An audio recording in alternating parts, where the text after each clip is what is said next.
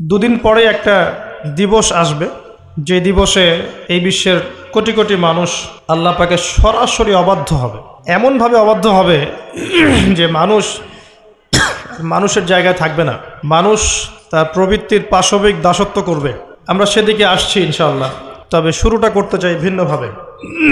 আল্লাহ রাব্বুল আলামিন সূরা হাদীদের মধ্যে বলেছেন, বিসমিল্লাহির রহমানির রহিম, হুয়াল আউয়ালু ওয়াল আখিরু ওয়াজ যাহিরু ওয়াল বাতিন ওয়া হুয়া বিকুল্লি শাইইন আলিম। আল্লাহ বলছেন, আল্লাহ পাকই প্রথম, আল্লাহই শেষ, আল্লাহই প্রকাশ্য এবং আল্লাহই গোপন, এবং তিনি প্রত্যেকটা বিষয় সম্পর্কে জ্ঞানী। আল্লাহ প্রথম কথার অর্থ হচ্ছে যখন কোনো কিছুই ছিল না তখন আল্লাহ রাব্বুল আলামিন ছিলেন। যখন কোনো কিছু ছিল না তখন কে ছিল? আল্লাহ সুবহানাহু ওয়া তাআলা ছিলেন। আবার যখন কোনো কিছুই থাকবে না আল্লাহ রাব্বুল আলামিন থাকবেন। কুল্লু মান আলাইহা ফান ওয়া ইয়াবকা ওয়াজহু রাব্বিকা যুল জালালি ওয়াল ইকরাম। আল্লাহ পাক একা ছিলেন, এরপরে আল্লাহ রাব্বুল আলামিন আরশ সৃষ্টি করেছেন, এবং তার আরশটা ছিল পানির উপরে, কানা আরশুহু আলাল মা। এরপরে আল্লাহ পাক সৃষ্টি করেছেন কলম, এবং কলমকে বলেছেন উকতুব, কলম তুমি লিখো। আমাদের কলম নয়, আল্লাহর স্পেশাল কলম, কলম তুমি লিখো। কলম কথা বলেছিল, কলম বলেছিল মাযা আকতুব, হে আল্লাহ আমি কি লিখব। আল্লাহ পাক বলেছিলেন কিয়ামত পর্যন্ত যত কিছু হবে সব কিছু লিখে ফেলো। লাউহে মাহফুজের মধ্যে কলম প্রতিটা বিষয় লিখে ফেলেছে। এই পৃথিবীতে, এই মহাবিশ্বে কিয়ামত পর্যন্ত কবে, কোথায়, কোন ঘন্টায়, কোন সেকেন্ডে, কোন মুহূর্তে কি হবে, এর বাইরে কিচ্ছু হবে না ইনশাআল্লাহ তাআলা। তো এখানে আল্লাহ পাক পুরো মহাবিশ্বের তাকদীর লিখেছেন, শুধু মানব জাতির নয়, প্রত্যেকটা বিষয় লেখা হয়েছে। এরপরে আল্লাহ রাব্বুল আলামিন 6 দিনে এই মহাবিশ্ব সৃষ্টি করেছেন। হুয়াল্লাযী খালাকাস সামাওয়াতি ওয়াল আরদা ফি 6 আইয়াম। তিনি সেই আল্লাহ যিনি এই মহাবিশ্বকে সৃষ্টি করেছেন মাত্র 6 দিনে। আর আল্লাহর একদিন আমাদের একদিনের সমান নয়। আল্লাহ পাকের একদিন, শুধু কিয়ামতের দিন, মানুষের 50,000 বছরের সমান। মানুষ দাঁড়িয়ে থাকতে থাকতেই অতিষ্ঠ হয়ে যাবে, বিচার শুরু হচ্ছে না কি জন্য। তো আল্লাহ রাব্বুল আলামিন পুরো মহাবিশ্ব সৃষ্টি করেছেন, এবং আসমান সমূহ জমিন একটা বিন্দুর মধ্যে ছিল, যেটা এখনকার সায়েন্স বলে যে বিগ ব্যাং থেকে সৃষ্টি হয়েছে মহাবিশ্ব। আর আল্লাহ পাক কোরআনে বলছেন বিগ ব্যাং থেকে নয়, বরং আল্লাহর হুকুমে সৃষ্টি হয়েছে মহাবিশ্ব। সূরা আম্বিয়া 30 নম্বর আয়াত পড়ে দেখবেন, আল্লাহ বলছেন আওয়ালাম ইয়ারাল্লাযীনা কাফারু আন্নাস সামাওয়াতি ওয়াল আরদা কানাতা রাতকান ফাফাতাকনাহুমা। যারা অবিশ্বাস করছে তারা কি লক্ষ্য করে দেখে না যে আসমান সমূহ এবং জমিন একটা বিন্দুর মধ্যে ছিল, এরপর আমি আল্লাহ সেটাকে পৃথক করে দিলাম। সুবহানাল্লাহ। এই শিক্ষা ব্যবস্থা আপনাকে ওই বিগ ব্যাং পর্যন্ত নিয়ে যাবে। এর উপরে কি সেটা চিন্তা করার ক্ষমতা এরা রাখে না। আর তাদের চিন্তা যেখানে শেষ, আল্লাহ পাকের চিন্তা সেখান থেকে শুরু। আল্লাহু আকবার। আল্লাহ পাক বলছেন বিগ ব্যাং এমনি এমনি হয়নি, আমার হুকুমে হয়েছে, আমি এটাকে পৃথক করে দিয়েছি। সুবহানাল্লাহ। আল্লাহ পাক কি জন্য সৃষ্টি করলেন এই মহাবিশ্ব? এটা একটা ভালো প্রশ্ন। নিছক খেলার ছলে সৃষ্টি করেছেন? আল্লাহ পাক কি জন্য সৃষ্টি করতে গেলেন এই মহাবিশ্ব? উত্তর হচ্ছে ভালোবাসা। আল্লাহ পাক তার সৃষ্টিকে ভালোবাসেন। আল্লাহ রাব্বুল আলামিন তার মাখলুকদেরকে ভালোবাসেন, এবং তিনি চেয়েছেন যেন আমরাও তাকে ভালোবাসি। আল্লাহ রাব্বুল আলামিন চেয়েছেন যে আমরাও যেন তাকে ভালোবাসি। আল্লাহ রাব্বুল আলামিন এর কাছে 100 ভাগ রহমত বা ভালোবাসা এবং দয়া আছে, যার মধ্যে 1 ভাগ, মাত্র 1 ভাগ তিনি পুরো মহাবিশ্বে ছড়িয়ে দিয়েছেন। সমস্ত সৃষ্টির মধ্যে এই 1 ভাগ ভালোবাসা বিরাজ করছে। এই 1 ভাগের মধ্যে আছে বাবা মায়ের প্রতি ভালোবাসা, স্ত্রী সন্তানের প্রতি ভালোবাসা, আমাদের বাচ্চা কাচ্চাদের প্রতি ভালোবাসা, আত্মীয়তার হক, প্রতিবেশীর হক, দেশকে ভালোবাসা, আবেগ, অনুভূতি সব এই 1 ভাগের মধ্যে আছে। সুবহানাল্লাহ। এই পুরো মহাবিশ্বে যত মহব্বত আছে এটা 1% মাত্র। আর এই 1 ভাগ ভালোবাসার জন্য আমরা কি করছি সেটা আমরাই বুঝতে পারছি। আর বাকি যে 99 ভাগ রহমত, দয়া, ভালোবাসা, এটার কথা আল্লাহ পাক বলেছেন। এটা দিয়ে আল্লাহ পাক কিয়ামতের দিন তার বান্দাদের প্রতি রহম করবেন ইনশাআল্লাহ। আশা করা যায় যে ইনশাআল্লাহ আমরা যদি তাওহীদের উপর থাকি, কবিরা গুনাহ না করি, গুনাহ হয়ে গেলেই তওবা করে ফিরে আসি, অন্যের ক্ষতি না করি, সুন্নতে থাকার চেষ্টা করি, হালাল খাই, আশা করা যায় ইনশাআল্লাহ আমরা জান্নাতে যাব ইনশাআল্লাহ। এটা এত কঠিন কিছু হবে না ইনশাআল্লাহ তাআলা। শর্ত হচ্ছে তাওহীদ, আল্লাহ পাকের একত্ববাদ, হালাল রিজিক, তার নবীর সুন্নত এবং দিনটাকে পরিপূর্ণরূপে গ্রহণ করা। আমল করতে পারেন না পারেন, আকীদা বিশ্বাস রাখা, ইসলাম একটা পরিপূর্ণ জীবন ব্যবস্থা, এর মধ্যেই প্রত্যেকটা বিষয়ের সমাধান আছে। হয়তো আপনি আমল করতে পারবেন না, কিন্তু আকীদা আছে। আশা করা যায় ইনশাআল্লাহ আল্লাহ পাক সগীরা গুনাহগুলো আমাদের মাফ করে দেবেন ইনশাআল্লাহ তাআলা। 99 ভাগ রহমত। কয়েকটা এক্সাম্পল দিচ্ছি আমি। একজন ব্যক্তি ছিলেন বনু ইসরাইলের মধ্যে, সেই ব্যক্তি 99টা খুন করেছিল, 99টা মার্ডার করার পরে সে চিন্তা করেছে তওবা করবে। তার তওবা আছে কি না এটা জিজ্ঞেস করার জন্যে তিনি অনেক মানুষের কাছে ঘুরেছেন। তাকে সবাই নেগেটিভ উত্তর দিয়েছে। এক পর্যায়ে গিয়ে সে একজন আবেদকে জিজ্ঞাসা করেছে, আবেদকে যে বেশি বেশি ইবাদত করে। আবেদ কিন্তু সেই ব্যক্তি নয় যে আলেম, কথা বুঝতে পারছেন? আলেম তার কাছে জ্ঞান থাকে এবং জ্ঞান অনুযায়ী সে আমল করে, আর আবেদের কাছে খুব একটা বেশি জ্ঞান থাকে না, কিন্তু সে ইবাদত করে। এই আবেদকে সে জিজ্ঞাসা করেছিল আমার কি তওবা হবে? সে আবেদ বলেছিল যে তুমি 99টা খুন করেছো, তোমার কিসের তওবা? তো সে ব্যক্তি এই আবেদকেও খুন করে 100টা মার্ডার পূর্ণ করেছিল। এরপরে তার মধ্যে আবার তওবার চেতনা আসে, তাকে জানানো হয় অমুক জায়গায় একজন আলেম আছেন, তার কাছে গিয়ে প্রশ্ন করো, তিনি উত্তর দিবে। সে আলেম তাকে জানালো যে হ্যাঁ, তোমার তওবা করার সুযোগ আছে, তুমি খালেস অন্তরে আল্লাহর কাছে তওবা করতে পারো, আল্লাহ চাইলে তোমাকে মাফ করতে পারে। এবার সে তওবা করলো, করার পরে কি করতে হবে পরামর্শ চাইল। আলেম তাকে বলল তুমি এই এলাকা থেকে চলে যাও, অনেক দূরে হিজরত করো, যেখানে যাতে করে আগের হিস্ট্রির সাথে তোমার কোনো সম্পর্ক না থাকে, আগের জীবনের সাথে তোমার সম্পর্ক না থাকে, নতুন জীবন গঠন করো।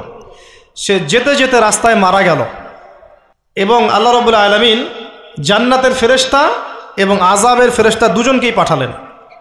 এই দুজন ফেরেশতা তারা তার আত্মাকে নিয়ে ঝগড়ায় লিপ্ত হলো, কে তার রূহটা কবজ করবে, কে তার রূহটা নিয়ে যাবে। আর আপনারা জানেন যদি রূহটা নিয়ে যায় আযাবের ফেরেশতা, তার মানে কি? তার ফয়সালা কি? জাহান্নাম। জান্নাতের ফেরেশতা নিয়ে গেলে ফয়সালা জান্নাত ইনশাআল্লাহ। তো আল্লাহ রাব্বুল আলামিন এখানে একটা কৌশল করলেন। আল্লাহ পাক রাস্তাটাকে লম্বা করে দিলেন। সে তওবার জন্য যতটুকু এসেছিল এই রাস্তাটাকে আল্লাহ পাক লম্বা করে দিলেন ওই রাস্তার চেয়ে, যে রাস্তার থেকে সে যাচ্ছিল। আল্লাহ পাক কৌশল করে তাকে মাফ করে দিলেন।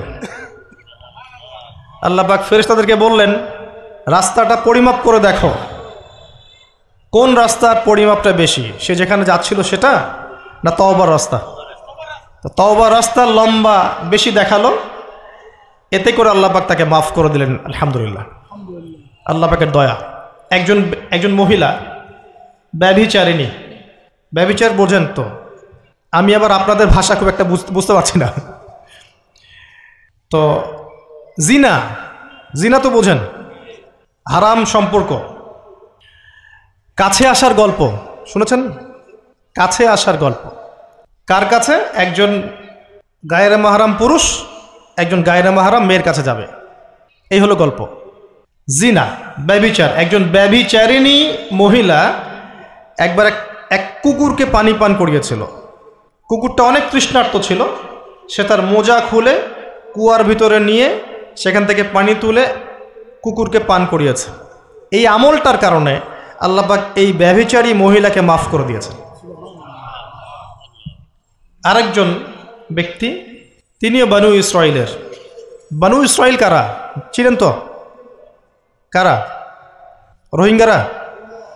কারা? বনু ইসরাইল কারা? কার সন্তানদেরকে বনু ইসরাইল বলা হয় বলেন? শুধু ওয়াজ শুনলে হবে না তো, কিছু শিখতে হবে তো।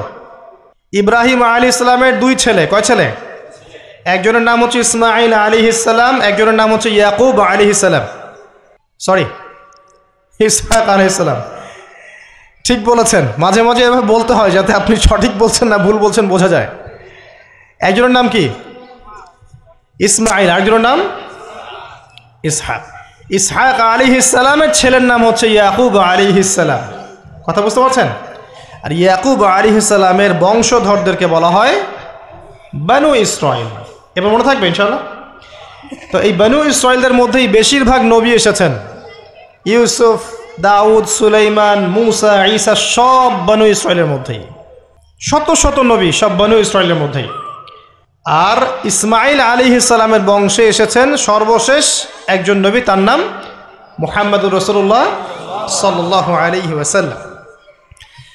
তো বনু ইসরাইলের আরেকজন ব্যক্তি, সে প্রচণ্ড পাপ করেছিল সারা জীবনে। মৃত্যুর আগে সে তার সন্তানদেরকে বলেছে যে আমি যখন মারা যাব আমার দেহটাকে আগুনে পুড়িয়ে ফেলবে, পুড়িয়ে অর্ধেক ছাই সমুদ্রে ভাসিয়ে দিবে আর অর্ধেক ছাই বাতাসে উড়িয়ে দিবে। আমি যত পাপ করেছি আল্লাহ পাক যদি আমাকে ধরতে পারেন তাহলে আমার আর রক্ষা নাই। মানে তার ধারণা যে আল্লাহ তাকে ধরতে পারবে না, এটা ওর ধারণা। আকিদা, আকিদা কুফরি না? কুফরি বোঝেন না? যে বিশ্বাস করে যে আল্লাহ তাকে আবার পুনরুত্থিত করতে পারবেন না, এই আকিদা কি ইমানের আকিদা না কুফরি? আকিদা কুফরি। কুফরি আকিদা নিয়ে সে তার সন্তানদেরকে ওসিয়ত করছে। তার মৃত্যুর পর সন্তানরা তাই করলো। করার পরে আল্লাহ রাব্বুল আলামিন সাগরকে আদেশ করলেন ছাইগুলোকে জমা করে দাও, এবং বাতাসকে আদেশ করলেন ছাইগুলোকে জমা করে দাও। হাদিস কিন্তু সহিহ। প্রকৃতি আল্লাহর কথা শোনে না? প্রকৃতি আল্লাহর কথা শোনে না? এই বিশাল সাগর আপনাদের আল্লাহর আদেশেই আপনার পা ধুয়ে দিচ্ছে। আপনি সামনে গিয়ে দাঁড়ান, আল্লাহর হুকুমে এই বিশাল শক্তিশালী সাগর আপনার পা ধুয়ে দিবে না? কিন্তু আল্লাহ যখন ওকে আদেশ করবেন যে আমার বান্দারা সবাই ইয়াবা খায়, আমার বান্দারা সব মাদক খায়, আমার বান্দারা সব জেনা করে, আমার বান্দা বান্দিরা এখানে পতিতা বৃত্তিতে লিপ্ত হয়েছে, জেনায় লিপ্ত হয়েছে, আমার বান্দা বান্দিরা এখানে নগ্ন হয়ে ঘুরছে, নামাজ কালাম পড়ছে না, তুমি এদের সবাইকে ভাসিয়ে দাও। সাগর ওই দিন আপনাকে ভাসিয়ে দিবে। সাগর তার কথা শুনবে না? প্রকৃতি আল্লাহর কথা শোনে। তো এই প্রকৃতি জড়ো করে দিল ছাইগুলো। জড়ো করে দেওয়ার পরে আল্লাহ পাক ওই ব্যক্তিকে আবার জীবিত করে বললেন যে তুমি এই কাজটা কেন করেছিলে? কোন কাজ? মৃত্যুর পরে ছাই বানিয়ে উড়িয়ে দেওয়ার কাজটা কেন করেছিলে? তখন সেই ব্যক্তি বলছে মিন খশিয়াতিকা ইয়া রব্বি, হে আল্লাহ আমি আপনার ভয়ে এই কাজটা করেছিলাম। আল্লাহ পাককে সে আরও একটা সেন্টেন্স বলেছে। আল্লাহ পাক ওটা হাদিসের মধ্যে নিয়ে এসেছেন। তিনি বলেছেন আমি আপনার ভয়ে করেছি কি করি নাই, হে আল্লাহ আপনি তো সেটা ভালো করেই জানেন। কথা বুঝতে পারছেন? তো আল্লাহ পাক বললেন ঠিক আছে আমি তোমাকে মাফ করে দিলাম। এখানে কিন্তু পাপ করার অ্যাক্সেস দেওয়া হচ্ছে না, আপনাকে পাপ করতে উৎসাহিত করা হচ্ছে না। আল্লাহ পাকের দয়া রহমত আমি বুঝাতে গিয়ে এই কয়েকটা হাদিস আপনাকে বললাম যে 100 ভাগ দয়া আল্লাহর কাছে আছে, 1 ভাগ তিনি ছড়িয়ে দিয়েছেন আমাদের সবার মধ্যে। কত মহব্বত করি আমরা আমাদের সন্তানকে, তাই না? স্ত্রীদেরকে, আমাদের মাদেরকে, আমাদের বাবাদেরকে, আমাদের দেশকে, আমাদের সমাজকে, আত্মীয়দেরকে, প্রতিবেশীদেরকে মহব্বত করি না, ভালোবাসি না? এই ভালোবাসা 1 ভাগ ভালোবাসার অংশ, বাকি সমস্ত ভালোবাসা আল্লাহর কাছে। এবার আসেন, আল্লাহ পাক এই সমস্ত সৃষ্টির মধ্যে সবচেয়ে বেশি ভালোবাসেন মানুষকে। কাকে? কথাটার তো প্রমাণ লাগবে না? প্রমাণটা দিচ্ছি। এই মহাবিশ্ব সৃষ্টি করার পর আল্লাহ পাক অনেক মাখলুক সৃষ্টি করেছেন। কিছু কিছু নাম আল্লাহ পাক আমাদেরকে জানিয়েছেন। এমন অনেক মাখলুক আল্লাহর ছিল বা আছে, আমরা সেটা জানি না। আমরা জানি জিনদের কথা, তাই না? আমরা জানি ফেরেশতাদের কথা, তাই না? এই মহাবিশ্বে ফেরেশতারা আছে না? আমাদের এই পৃথিবীতে জিন জাতি আছে না? আছে। আর লক্ষ কোটি প্রজাতির মাখলুক তো আছেই। এই সমস্ত মাখলুকের মধ্যে আল্লাহ পাক মানুষকে সবচেয়ে বেশি ভালোবাসেন। কারণ আল্লাহ পাকের সবচেয়ে শ্রেষ্ঠ একটা সৃষ্টি আছে জান্নাত। কি নাম? জান্নাত। এর চেয়ে বড় কোনো নিয়ামত আছে? এই জান্নাত কাদের জন্যে? মানুষের জন্যে। যাকে আপনি সবচেয়ে বেশি ভালোবাসবেন তার জন্য স্পেশাল একটা গিফট দিতে মন চায় না? চায় না? মনে করেন আপনি আপনার মাকে ভালোবাসেন, মন চায় না মাকে একটা সুন্দর বোরখা কিনে দেই, মায়ের থাকার জন্য একটা সুন্দর বাসা করে দেই, মায়ের টয়লেট করতে অসুবিধা না হয় টয়লেট সুন্দর করে দেই, মন চায় না? মন চায়। তো আল্লাহ পাক মানুষকে এত ভালোবাসেন যে মানুষের জন্য আল্লাহ পাক জান্নাত সৃষ্টি করেছেন। মানুষ আল্লাহ পাক কিন্তু মহাবিশ্ব সৃষ্টি করার পরপরই সৃষ্টি করেন নাই। সূরা দাহর পরে দেখবেন আল্লাহ পাক বলেছেন 1 নম্বর আয়াতে, হাল আতা আলাল ইনসান হিনুম মিনাদ দাহর লাম ইয়াকুন শাইআম মাযকুরা। মানুষের উপর এমন একটা সময় চলে গেছে যখন মানুষ কোনো আলোচ্য বিষয় ছিল না। মানে মহাবিশ্বে মানুষকে সৃষ্টি করা হবে এরকম কোনো আলোচ্য বিষয় ছিল না, অনেক পরে আমরা সৃষ্টি হয়েছে। আর এখন পৃথিবীতে মানুষের আচরণ দেখলে মনে হয় যে মানুষই সব, তাই না? সব মানুষের জমি, বাড়ি গাড়ি, অট্টালিকা, টাকা পয়সা, সম্পত্তি, ক্ষমতা, এই বিশ্বের রাজনীতি, বিশ্বের অর্থনীতি, বিশ্বের সমরনীতি সব আমাদের, তাই মনে হয় না? এখন মানুষের ভাব দেখলে মনে হয় যে মানুষ পৃথিবী ধ্বংস হওয়ার পরে মঙ্গলে গিয়ে থাকবে, মঙ্গল ধ্বংস হওয়ার পরে শনিতে গিয়ে থাকবে, তারপর অন্য গ্রহে, তারপর অন্য গ্রহে। এখন মানুষ বলে যে শুক্র গ্রহ আমার, মানুষ বলেছে শুক্র গ্রহ আমার। কয়দিন আগে একটা দেশ দাবি করেছে শুক্র গ্রহটা আমাদের, আরেকটা দেশ তার বিপক্ষে দাবি করেছে না ওইটা আমাদের। তো মানুষের আচরণ এখন এমন, মানুষ যে পৃথিবীতে বাস করছে এই পৃথিবী তো মানুষের না, তা মানুষের। মানুষ এসেছে এখানে কোত্থেকে? জান্নাত থেকে, আসে নাই? আমরা কি পৃথিবীর বাসিন্দা ছিলাম? আমরা জান্নাতে ছিলাম। আমাদের পিতামাতা কোথায় ছিলেন? জান্নাতে। আর আমাদের আত্মাগুলো কোথায় ছিল? রুহের জগতে। এই পৃথিবীতে তো আমি এসেছি অনেক পরে, আর এখন মনে হয় সব কিছুর মালিক আমি একাই। এটা ফেরাউনি আচরণ। কিরকম আচরণ? ফেরাউনি আচরণ। আনা রব্বুকুমুল আলা, আমি তোমাদের মহান রব। মানুষের ভাবসাব দেখলে এখন এরকম মনে হয়। আল্লাহর বিধানের 5 পয়সা পরোয়া করবে না।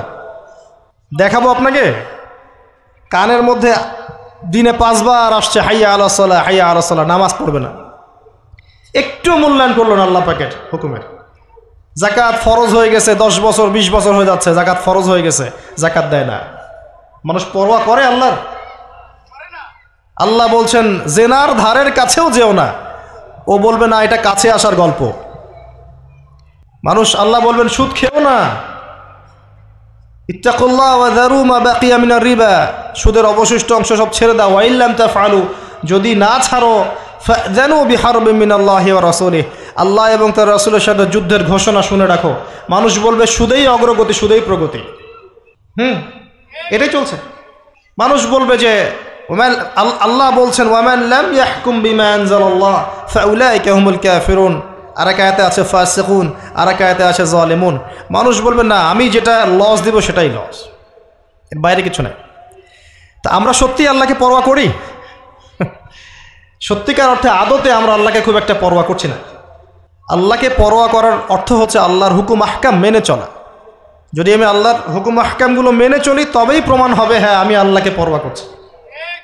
আসেন, মানুষকে আল্লাহ পাক সৃষ্টি করেছেন অনেক পরে। সৃষ্টি করার ঘটনাটা আল্লাহ পাক সূরা সদের মধ্যে একটু সুন্দর করে বলেছেন, মানে অন্য অন্য ঘটনার চাইতে আরও বেশি সুন্দর করে। তা আমার মত, প্রতিটাই সুন্দর, এটা আমার কাছে বেশি ভালো লাগে। কারণ এখানে আল্লাহ আরেকটা শব্দ বলেছেন যেটা অন্য জায়গায় বলেন নাই। অনেক জায়গায় কোরআনে আছে মানুষকে কিভাবে সৃষ্টি করা হয়েছে, কিন্তু এই সূরার মধ্যে, সূরা সদের মধ্যে একটু ব্যতিক্রম আছে, আর একটু ভালোবাসা। আল্লাহ পাক বলছেন যে ইয়া ইবলিস, হে ইবলিস, মা মানাআকা আন তাসজুদ লিমা খালাকতু বিয়াদাই, হে ইবলিস তোমাকে কিসে বারণ করলো তাকে সিজদা করতে যাকে আমি আমার হাত দিয়ে সৃষ্টি করেছি? কথা বোঝেন না না আমার? হে ইবলিস, কিসে তোমাকে বারণ করলো, কিসে তোমাকে নিষেধ করলো? কেন তুমি সিজদা করলা না আদমকে? সহজ করে দিলাম, আদমকে, যাকে আমি সৃষ্টি করেছি আমার হাত দিয়ে। আল্লাহ পাক অন্য কোন সৃষ্টিকে এভাবে ব্যাখ্যা করেছেন যে আমি আরশকে সৃষ্টি করেছি আমার হাত দিয়ে, আমি মহাবিশ্বকে সৃষ্টি করেছি আমার হাত দিয়ে? ব্যাখ্যা করেছেন? বাকি সৃষ্টির ক্ষেত্রে আল্লাহ পাক বলেছেন, আল্লাহ পাক যখন কিছু করতে চান খালি বলেন কুন ফায়াকুন।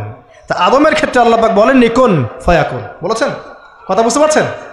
আদমের ক্ষেত্রে আল্লাহ পাক বলেছেন আমি তাকে আমার হাত দিয়ে সৃষ্টি করেছি। হাতের ব্যাখ্যা কি সেটা নিয়ে আমাদের তর্ক করার দরকার নাই। মূল কথা হচ্ছে এখানে আল্লাহ পাক ভালোবাসা বুঝিয়েছেন যে আদম আলাইহিস সালামকে আল্লাহ পাক ভালোবেসে সৃষ্টি করেছেন, স্পেশাল সৃষ্টি। এবার আসেন, সৃষ্টি করার পর তাকে রেখেছেন কোথায়? জান্নাতে। তারও আগে আল্লাহ পাক সমস্ত জ্ঞান আদম আলাইহিস সালামকে শিক্ষা দিয়েছেন। সুবহানাল্লাহ পড়বেন না? মানুষ সম্মানিত কি কারণে? শারীরিক গঠনের কারণে? জ্ঞানের কারণে। আপনি যাকে ভালোবাসেন বেশি তাকে আপনি সব শেখাতে চাইবেন না? তাকে আপনি সব দিতে চাইবেন না? যে আমার সব তোমার জন্য, আমি তোমাকে ভালোবাসি, বলেন না? বলেন, কারে কারে বলছেন জীবনে? আলহামদুলিল্লাহ, আলহামদুলিল্লাহ, শুকরিয়া।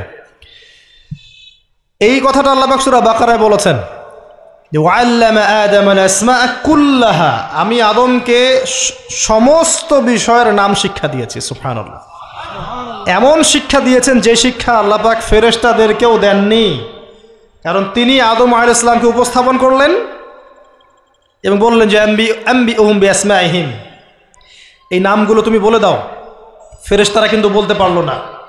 আদম আলাইহিস সালাম বললে ফালাম্মা আম্বাহুম বিআসমাইহিম ক্বালা আলাম আকুল লাকুম ইন্নী আ'লামু গায়বাস সামাওয়াতি ওয়াল আরদ। আল্লাহ পাক প্রথমে ফেরেশতাদেরকে বললেন নামগুলো বলে দাও। ফেরেশতারা বলল লা ইলমা লানা ইল্লা মা আল্লামতানা, আপনি যতটুকু শিখিয়েছেন এর বাইরে আমরা জানি না। কিন্তু আদমকে বললেন আলাইহিস সালাম তুমি নামগুলো বলে দাও, তিনি সমস্ত নাম বলে দিলেন। সুবহানাল্লাহ। এবার আল্লাহ পাক বললেন আমি কি তোমাদেরকে বলি নাই যে আমি যা জানি তোমরা তা জানো না? কারণ ফেরেশতারা কি বলেছিল আগে? আতাজআলু ফিহা মান ইউফসিদু ফিহা ওয়া ইয়াসফিকু দিমা, আপনি কি এমন কোন সৃষ্টি পৃথিবীতে পাঠাতে চাচ্ছেন খলিফা করে যে পৃথিবীতে ফাসাদ সৃষ্টি করবে আর রক্তপাত ঘটাবে? ফেরেশতারা নেগেটিভ কথা বলেছিল। আল্লাহ পাক সেই ফেরেশতাদের সামনেই আদম আলাইহিস সালামকে সম্মানিত করলেন জ্ঞানের মাধ্যমে। কিসের মাধ্যমে? ফেরেশতারা যে কথাটা বলেছিলেন সেটা কিন্তু বাস্তব। পৃথিবীতে এখন কিন্তু মানুষ এই দুইটা কাজই করছে। বেশিরভাগ মানুষ কি করছে? হয় রক্তপাত ঘটাচ্ছে, না হলে ফিতনা ফাসাদ সৃষ্টি করছে। বুঝতে হলে আপনি দুই চোখ দিয়ে বিশ্বটাকে দেখেন। বিশ্বের প্রতিটা সেক্টর এখন ফাসাদ দিয়ে ভর্তি। প্রতিটা সেক্টর এমন একটা লেভেলে চলে আসছে ফাসাদ যে একটা নিউক্লিয়ার ওয়েপেন্স, একটা পারমাণবিক বোমা যদি ফাটে পৃথিবীতে, পৃথিবীর রূপরেখা চেঞ্জ হয়ে যাবে। আর এই বোমা নিশ্চয়ই জিন জাতি তৈরি করে নাই। কে তৈরি করছে? মানুষ। এর মধ্য দিয়ে কি মানবতার কল্যাণ হবে যদি একটাও ফাটে? কখনো 47-এর দিকে ফেটেছিল না দুইটা? কোথায় কোথায়? জাপানে, হিরোশিমায়, আর কোথায়? বোমাগুলোর নাম বলতে পারবেন? হ্যাঁ, মাশাআল্লাহ মাশাআল্লাহ, লিটল বয় আর ফ্যাটম্যান। এখন পর্যন্ত জাপানের নাগরিক যারা আছেন এর যে বিষক্রিয়া, এর দ্বারা ইফেক্টেড তারা। এখন বংশ পরম্পরায় এটা চলছে। আর এখন যে পারমাণবিক অস্ত্রগুলো আছে এগুলো শক্তি তখনকার চাইতে 1000 গুণ বেশি শক্তিশালী। রাশিয়া সেদিন বলেছে আমাদের কাছে এমন ক্ষেপণাস্ত্র আছে যেটা শব্দের গতির চাইতেও বেশি গতিতে যেতে পারে। শব্দের হার্টস কত আপনারা জানেন? সায়েন্সের ছাত্র আছেন এখানে, দেখবেন। যাই হোক, আমাদের মূল পয়েন্টটা হচ্ছে পৃথিবীতে মানুষ বিভিন্নভাবে ফাসাদ সৃষ্টি করছে। এখন সামরিকভাবে, ইকোনমিক্যালি, পলিটিক্যালি, এডুকেশন সেক্টরে, সংস্কৃতির নামে বিভিন্নভাবে মানুষ ফাসাদ সৃষ্টি করছে। দলিল আল্লাহ কোরআনেই দিয়েছেন, যাহারাল ফাসাদু ফিল বাররি ওয়াল বাহরি বিমা কাসাবাত আইদিন নাস, জলে স্থলে যত বিপর্যয় ছড়িয়ে পড়েছে এগুলো মানুষের হাতের কামাই। কার হাতের কামাই? আর আল্লাহর কথাকে আপনি চ্যালেঞ্জ করবেন? এটা সূরা রুমের মধ্যে আছে, পড়ে দেখেন। আসেন, আল্লাহ পাক মানুষকে জ্ঞান শিক্ষা দিলেন, এটা ভালোবাসা নিদর্শন। শুধু তাই না, এবার আল্লাহ পাক সমস্ত ফেরেশতাদের সামনে উপস্থাপন করে আল্লাহ পাক বলছেন যে ওয়াইজ কুলনা লিল মালাইকাতি ইসজুদু লি আদম, হে ফেরেশতারা তোমরা আদমকে এখন সেজদা করো। কি করো? সেজদা করো। আপনি যাকে ভালোবাসবেন নিঃসন্দেহে আপনি চাইবেন তাকে বড় করতে, তাই না? চাইবেন না তার মান মর্যাদা বাড়ুক, তাকে আমি বড় করি, সবাই তাকে ভালো বলুক, আপনি চাইবেন? আল্লাহ পাক আদম আলাইহিস সালামকে ভালোবাসলেন। দেখেন, ফেরেশতা মণ্ডলীকে বললেন সেজদা করো, ফাসাজাদু, সবাই সেজদা করলো, ইল্লা ইবলিস, ইবলিস সেজদা করলো না। সে কি বলল? খলাকতানি মিন নার ওয়া খলাকতাহু মিন তিন, আল্লাহ আপনি আমাকে সৃষ্টি করেছেন কি দিয়ে?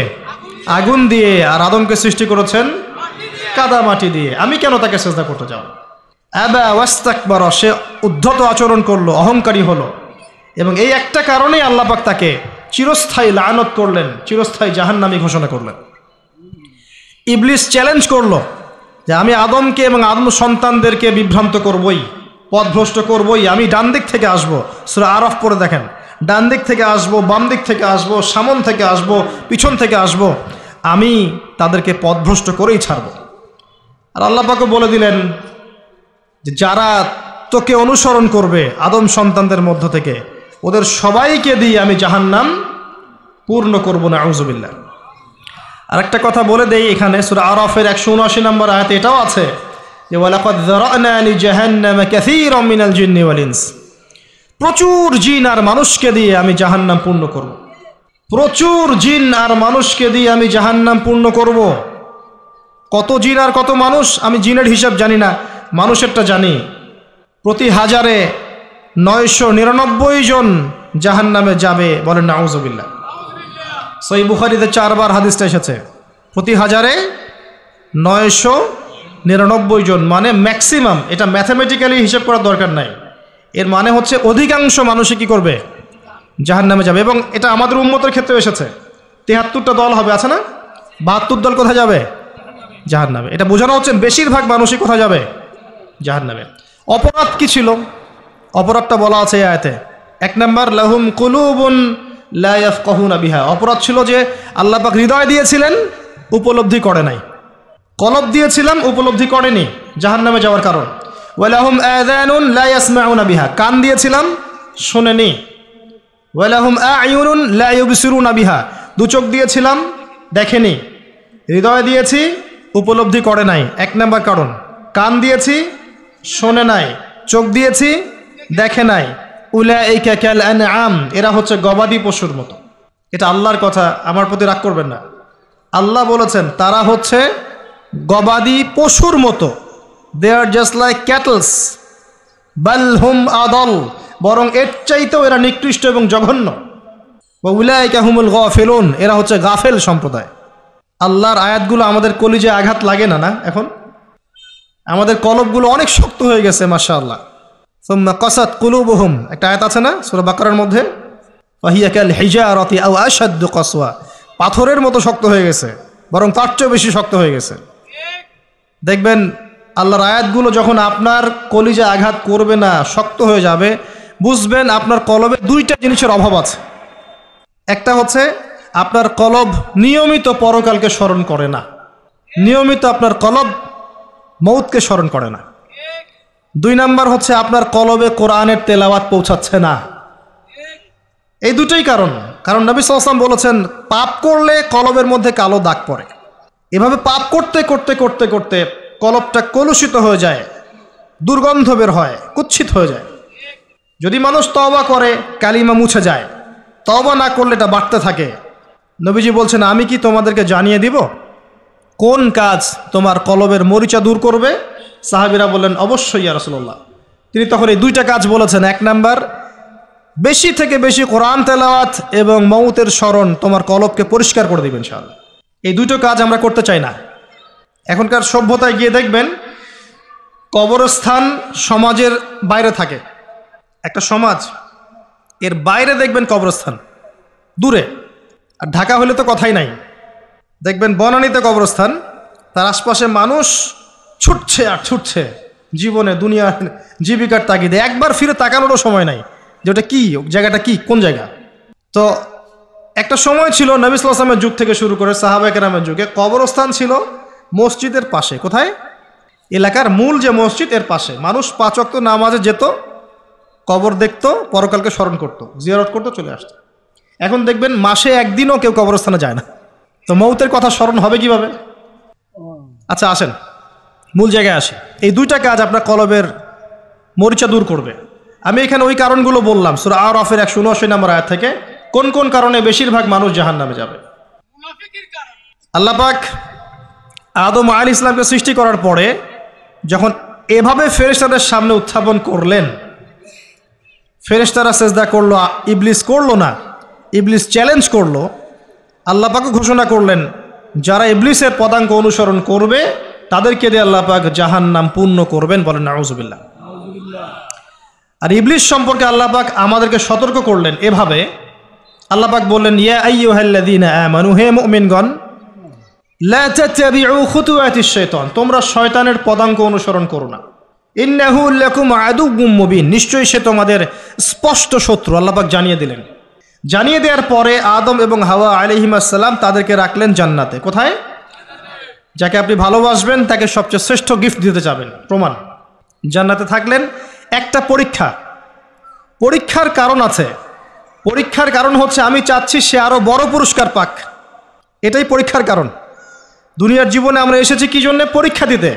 আল্লাহ পাক চেয়েছেন পরীক্ষায় পাশ করে আমরা যেন আরো বড় পুরস্কার পাই। লিনাবলুয়াকুম আইয়ুকুম আহসানু আমালা, আল্লাহ পাক দেখতে চান তোমাদের মধ্যে আমলের শ্রেষ্ঠকে। একটা পরীক্ষা আল্লাহ পাক নিলেন, ওয়ালা তাকরাবা হাযিহিশ শাজারা, তোমরা দুজন এই গাছের কাছে যাবে না। ও একটা কথা মিস করে গেছে, এই দুজনের আরেকজনকে হাওয়া আলাইহিস সালাম। কোত্থেকে আসলেন তিনি? আদম আলাইহিস সালামের একাকিত্ব বোধ হচ্ছিল জান্নাতে। সঙ্গিনী সবচেয়ে ইম্পর্টেন্ট জিনিস আপনাদের পৃথিবী, তাই না? একজন উত্তম জীবন সঙ্গিনী খুব গুরুত্বপূর্ণ জিনিস পৃথিবীতে। সে যদি ভালো হয়, নেককার হয়, সৎ হয়, আপনি দুনিয়াতেই জান্নাতে থাকবেন ইনশাআল্লাহ। আর সে যদি বদকার হয়, দুশ্চরিত্র হয় এবং আল্লাহ এবং তার রাসূলের বিরুদ্ধাচরণ করে, আপনার আনুগত্য না করে, আপনি দুনিয়াতেই জাহান্নামের ফ্লেভার পাবেন ইনশাআল্লাহ। তো হাওয়া আলাইহিস সালামকে সৃষ্টি করা হয়েছে আদম আলাইহিস সালামের কোত্থেকে? পাজরের হাড় থেকে। এখানে একটা কথা মনে পড়লো, এটা বলার লোভ সামলাতে পারছি না। এই হাড়ের ব্যাপারে নবী সাল্লাল্লাহু আলাইহি ওয়াসাল্লাম একটা কথা বলেছেন। তিনি বলেছেন যে তাদেরকে মানে বুঝে নেন কাদেরকে? তাদেরকে সৃষ্টি করা হয়েছে বক্র হাড় থেকে, বাঁকা হাড় থেকে। কাদেরকে? যদি জোর খাটাতে চাও তাহলে হাড়টা পটাশ করে ভেঙে যাবে, আর যদি ওই অবস্থায় ছেড়ে দাও তাহলে সে বক্রই থেকে যাবে। তার সাথে উত্তম নসিহতের মধ্য দিয়ে জীবন পার করতে হবে, এবং এটা খুব ডিফিকাল্ট। দুনিয়াতে সবচেয়ে বড় পরীক্ষাগুলোর মধ্যে একটা এটা, বক্র হাড়কে নিয়ে জীবন চলা, এটা সবচেয়ে বড় পরীক্ষাগুলোর মধ্যে একটা। এখানে আল্লাহ পাক যার প্রতি রহম করবেন সে ইনশাআল্লাহ তাআলা দেখবেন দুনিয়াতেই জান্নাতের ফ্লেভার পাবে। আর দেখবেন যার ঘরে সৎ স্ত্রী নাই, বদকার স্ত্রী আছে, সেই পৃথিবীতেই জাহান্নামের স্বাদ পায়। বলেন নাউযুবিল্লাহ। আমরা দোয়া করি সবার ঘরে ঘরে যেন আল্লাহ পাক নেককার সৎ স্ত্রী দান করেন, আল্লাহুম্মা আমিন। তো হাওয়া আলাইহিস সালাম এবং আদম আলাইহিস সালামকে আল্লাহ পাক রাখলেন কোথায়? জান্নাতে। আপনি ঘুম আসতেছে? আমি কিন্তু অনেক কষ্ট করে কথা বলছি।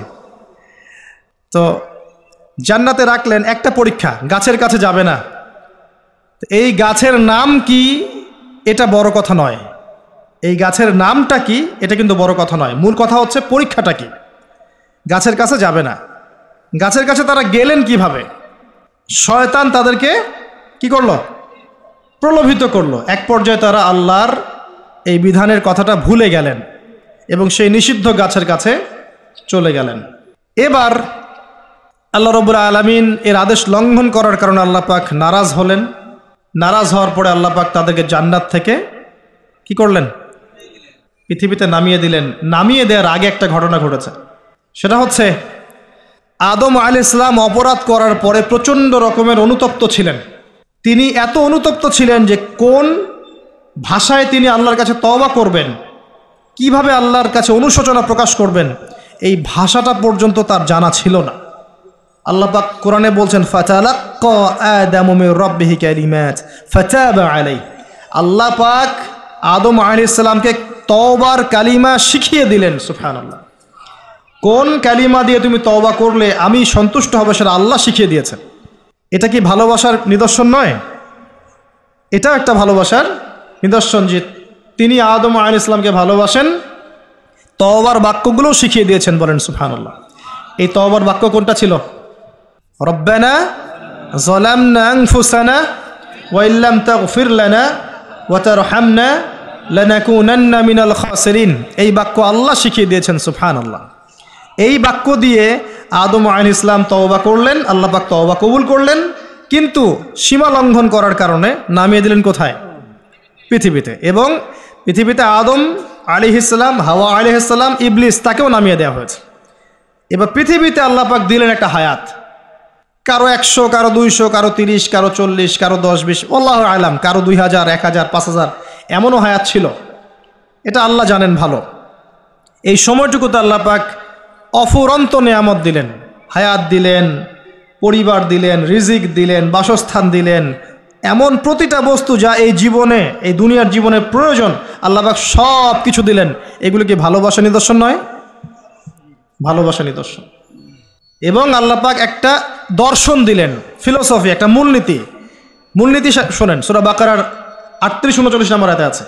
আল্লাহ পাক বলছেন, কুল নাহবিতু মিনহা জামিআ। আমি আল্লাহ বললাম তোমরা নেমে যাও পৃথিবীতে সবাই একসাথে। ফাইম্মা ইয়াতিয়ান্নাকুম মিন্নি হুদান।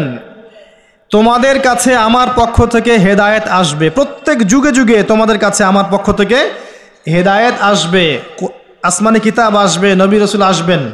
ফামান তাবিআ হুদায়া, যারা আমার হেদায়েতকে অনুসরণ করবে, মেনে চলবে, ফালা খাউফুন আলাইহিম ওয়ালা হুম ইয়াহজানুন, তাদের কোনো টেনশন নাই, কোনো দুশ্চিন্তা নাই। যেই জান্নাত থেকে এসেছেন সেখানে ফিরে যাবেন ইনশাআল্লাহ তাআলা। শর্ত কি? আল্লাহর হেদায়েত মেনে চলতে হবে। এটা 38-39 নম্বর আয়াতে আল্লাহ পাক বলছেন, ওয়াল্লাযীনা কাফারু ওয়া কাযযাবু বিআয়াতিনা। কিন্তু যারা কুফরি করবে, অস্বীকার করবে এবং আল্লাহর আয়াতকে মিথ্যা প্রতিপন্ন করবে, ফাউলাইকা আসহাবুন নার, এরাই হচ্ছে জাহান্নামের অধিবাসী। হুম ফিহা খালিদুন, এখানে তারা চিরস্থায়ী হবে। ইবলিসের সাথে। কার সাথে? ইবলিসের সাথে। এই হলো দর্শন। এরপর আপনাকে পাঠিয়ে দেয়া হলো পৃথিবীতে। এখানে আমাদেরকে দেয়া হয়েছে সব কিছু, আমাদের অন্ন, আমাদের বস্ত্র, আমাদের বাসস্থান, আমাদের শিক্ষা, আমাদের চিকিৎসা, এভরি সিঙ্গেল নেসেসারি এলিমেন্টস যা আমাদের প্রয়োজন এই পৃথিবীতে বসবাস করার জন্যে আল্লাহ পাক প্রত্যেকটা দিয়েছেন। সুবহানাল্লাহ। এমনি এমনি দিয়েছেন? আরে দিয়েছেন কিন্তু কাফের, মুশরিক, মুরতাদ, মুনাফিক, মুমিন সবাইকে দিয়েছেন। কাউকে দেন নাই এমন না, আছে না? হয়তো কাউকে বেশি, কাউকে কম। আর এই যে কম বেশি, রিজিকের কম বেশিটা আল্লাহ পাক নিজে ডিল করছেন, যাতে করে সমাজের মধ্যে ব্যালেন্সটা বজায় থাকে।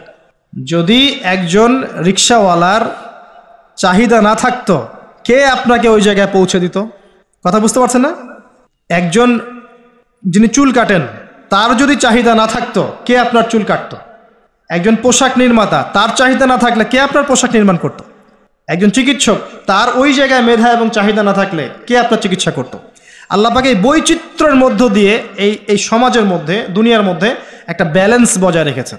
আমরা যদি সবাইকে হাতের 5টা আঙ্গুল সমান করতে চাই, এটা হবে একটা আত্মঘাতী সিদ্ধান্ত।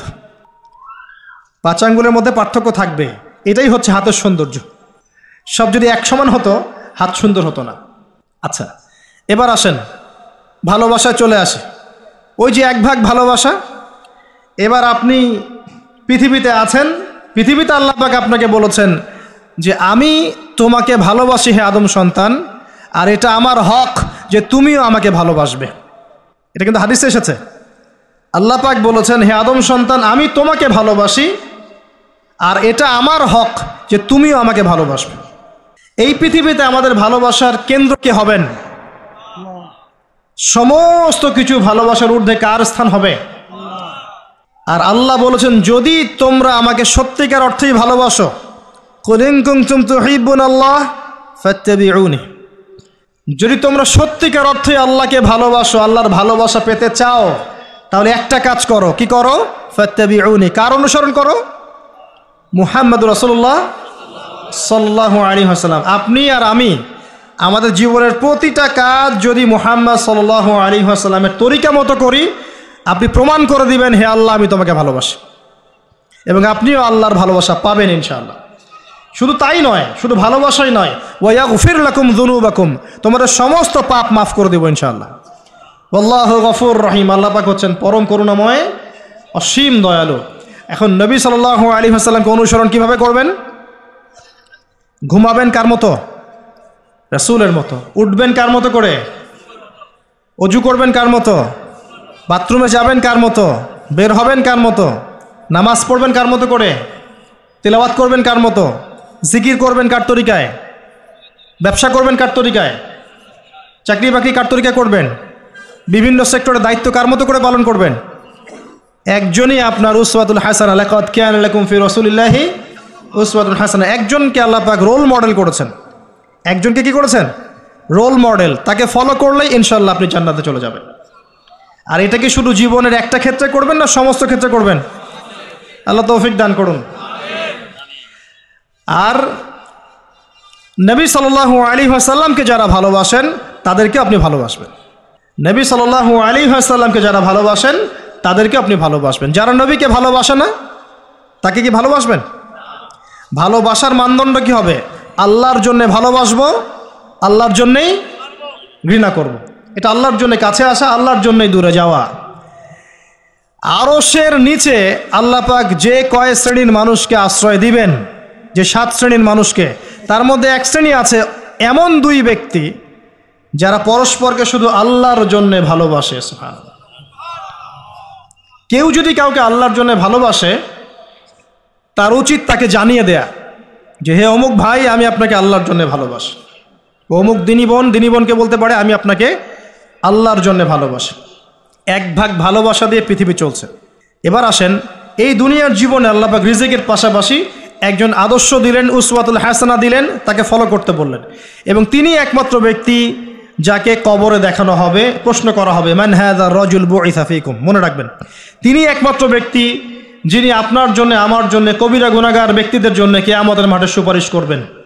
তিনি একমাত্র ব্যক্তি যিনি হাউজে কাউসারে পানি নিয়ে আমাদের জন্য অপেক্ষা করবেন।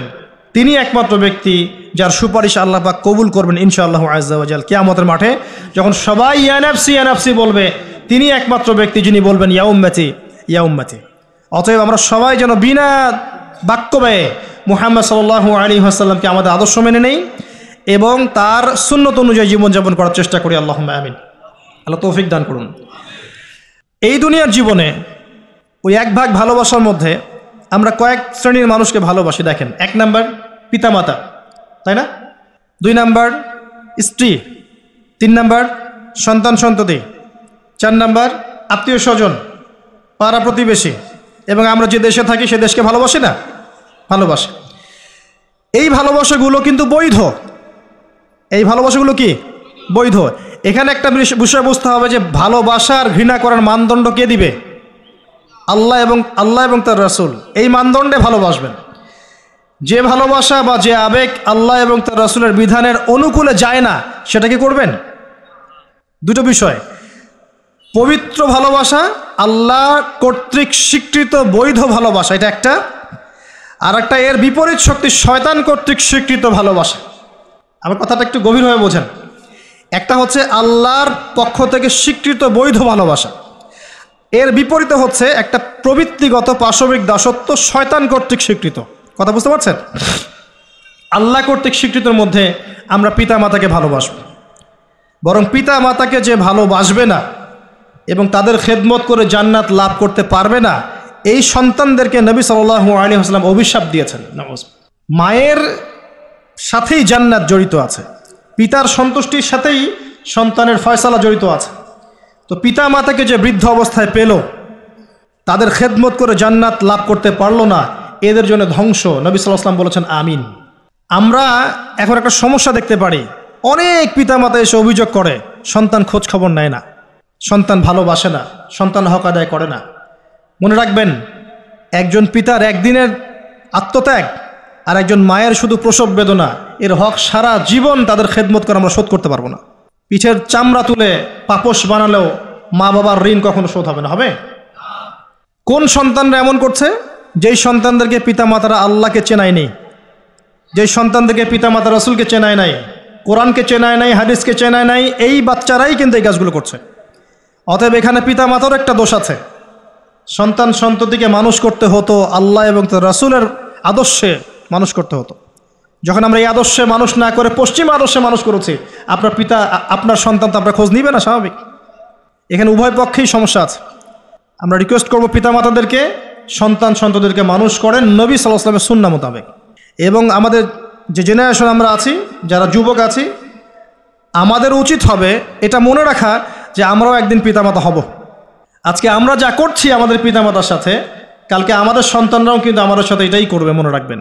অতএব পিতামাতার হক আদায় করুন, আল্লাহ এবং তার রাসূলের পরেই আপনার পিতামাতার হক। ওয়া ক্বাদা রাব্বুকা আল্লা তা'বুদা ইল্লা ইয়্যাহ ওয়া বিল ওয়ালিদাইনি ইহসানা ইম্মা ইয়াবলুগান্না ইনদাকাল কিবারা আহাদুহুমা আও কিলাহুমা ফালা তাকুল লাহুমা উফফিন ওয়া লা তানহারহুমা ওয়া কুল লাহুমা কাওলান কারীমা ওয়াহফিজ লাহুমা জানাহা যুল্লি মিনার রাহমা ওয়া কুর রাব্বিরহামহুমা কামা রাব্বায়ানি সগীরা। এই দোয়াটা আমরা সবাই বেশি বেশি করব, আল্লাহ পাক তৌফিক দান করুন। এই ভালোবাসা বৈধ নয় কি? এটা বৈধ ভালোবাসা নয়? এই ভালোবাসলে আপনি নেকি পাবেন, আল্লাহ সন্তুষ্টি পাবেন ইনশাআল্লাহ। এবার আসেন সন্তানদেরকে ভালোবাসা, এটা বৈধ নয়? সন্তানদেরকে যদি এই উদ্দেশ্যে ভালোবাসি যে এই সন্তানরা বড় হয়ে আল্লাহর পথের দায়ী হবে, আলেম হবে, দ্বীনের খেদমত করবে, মানুষের কল্যাণ করবে, সুনাগরিক হবে, ভালো মানুষ হবে, এই সন্তান আমার জন্য সদকায়ে জারিয়ার মাধ্যম হবে না? হবে ইনশাআল্লাহ। এই সন্তানকে মানুষ করতে গিয়ে ভালোবাসা বৈধ, এর জন্য আপনি নেকি পাবেন ইনশাআল্লাহ তাআলা। বোনকে ভালোবাসেন না? বোনের ইজ্জত সম্মানের জন্য জীবন দিতে প্রস্তুত হন না? এটা ভালোবাসা বৈধ নয় কি? বৈধ। মেয়েকে ভালোবাসেন না? মেয়ের ভালোবাসার জন্যে মেয়ে একটা কিছু চেয়েছে, আপনার সামর্থ্য না থাকলেও বেতনের টাকা জমিয়ে হলেও তাকে দেন না? এটা ভালোবাসা বৈধ নয়? নবী সাল্লাল্লাহু আলাইহি ওয়াসাল্লাম তার মেয়ে ফাতিমা রাদিয়াল্লাহু আনহাকে ভালোবাসতেন না? কলিজার টুকরা ছিলেন না? তিনি তার স্ত্রীদেরকে ভালোবাসতেন না? স্ত্রীর সাথে স্ত্রীর কোলে মাথা রেখে কোরআন তেলাওয়াত করতেন যখন স্ত্রী হায়েজ অবস্থায় আছে। স্ত্রীর সাথে দৌড় প্রতিযোগিতা করেছেন, স্ত্রীর সাথে চাঁদ দেখেছেন, যেখানে স্ত্রী কামড় দিয়েছে ওই গোষ্ঠের টুকরা সেখানে তিনি কামড় দিয়েছেন। নবী করিম সাল্লাল্লাহু আলাইহি ওয়াসাল্লাম স্ত্রীদেরকে ভালোবাসেন নাই? এটাও সুন্নাহ, এটার জন্য নেকি পাবেন। সন্তানদেরকে ভালোবাসলে নেকি পাবেন। কোরআনে এবং হাদিসে অনেক দলিল আছে, কিন্তু ওই যে নূহ আলাইহিস সালামের কথা মনে আছে? তার সন্তান যে কাফের অবস্থায় ডুবে মরল, মনে আছে? তারপরেও আল্লাহর কাছে দোয়া করছেন, আল্লাহ আমার পরিবারটাকে মাফ করে দাও। আল্লাহ পাক ধমক দিয়ে বলছেন, লাইসা মিন আহলিক, সে তোমার পরিবারের কেউ না। আম কুনতুম শুহাদা ইয হাদারা ইয়াকুবুল মাউত, ইয়াকুব আলাইহিস সালামের কথা মনে আছে? যখন তিনি মারা যাচ্ছেন, তিনি বলছেন সন্তানদেরকে ডেকে, মা তা'বুদুনা মিন বা'দি, আমার পরে কার ইবাদত করবে তোমরা? সন্তানকে ভালোবাসা নিদর্শন নয় এগুলা?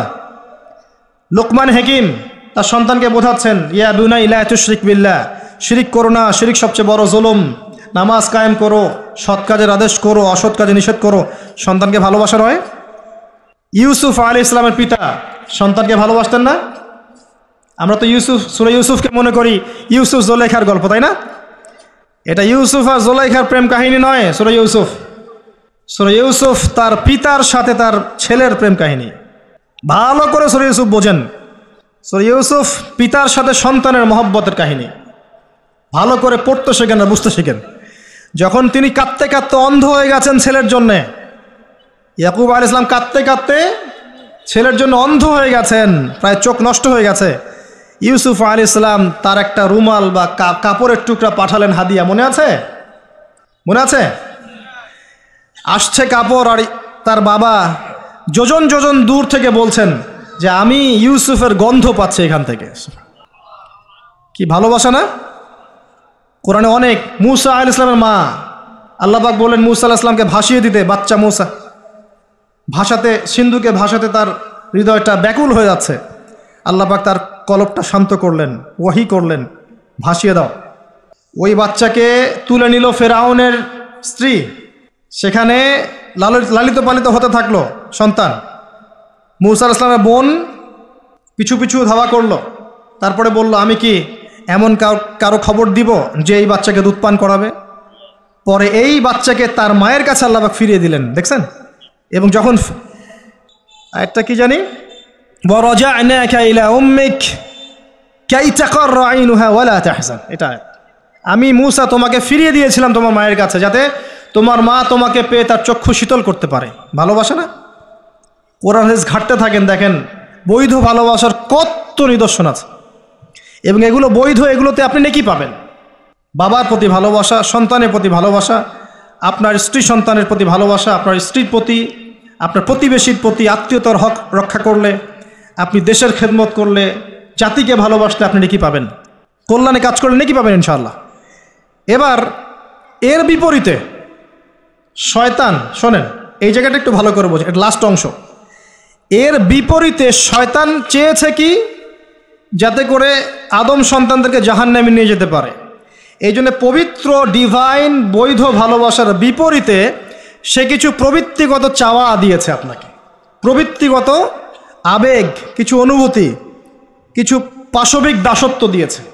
যদি আপনি এই অবৈধ পথে পা বাড়ান, তাহলে এই ভালোবাসাগুলোর বিনিময়ে কোনো নেকি তো হবেই না, বরং আপনার জাহান্নামের ফয়সালা হয়ে যাবে।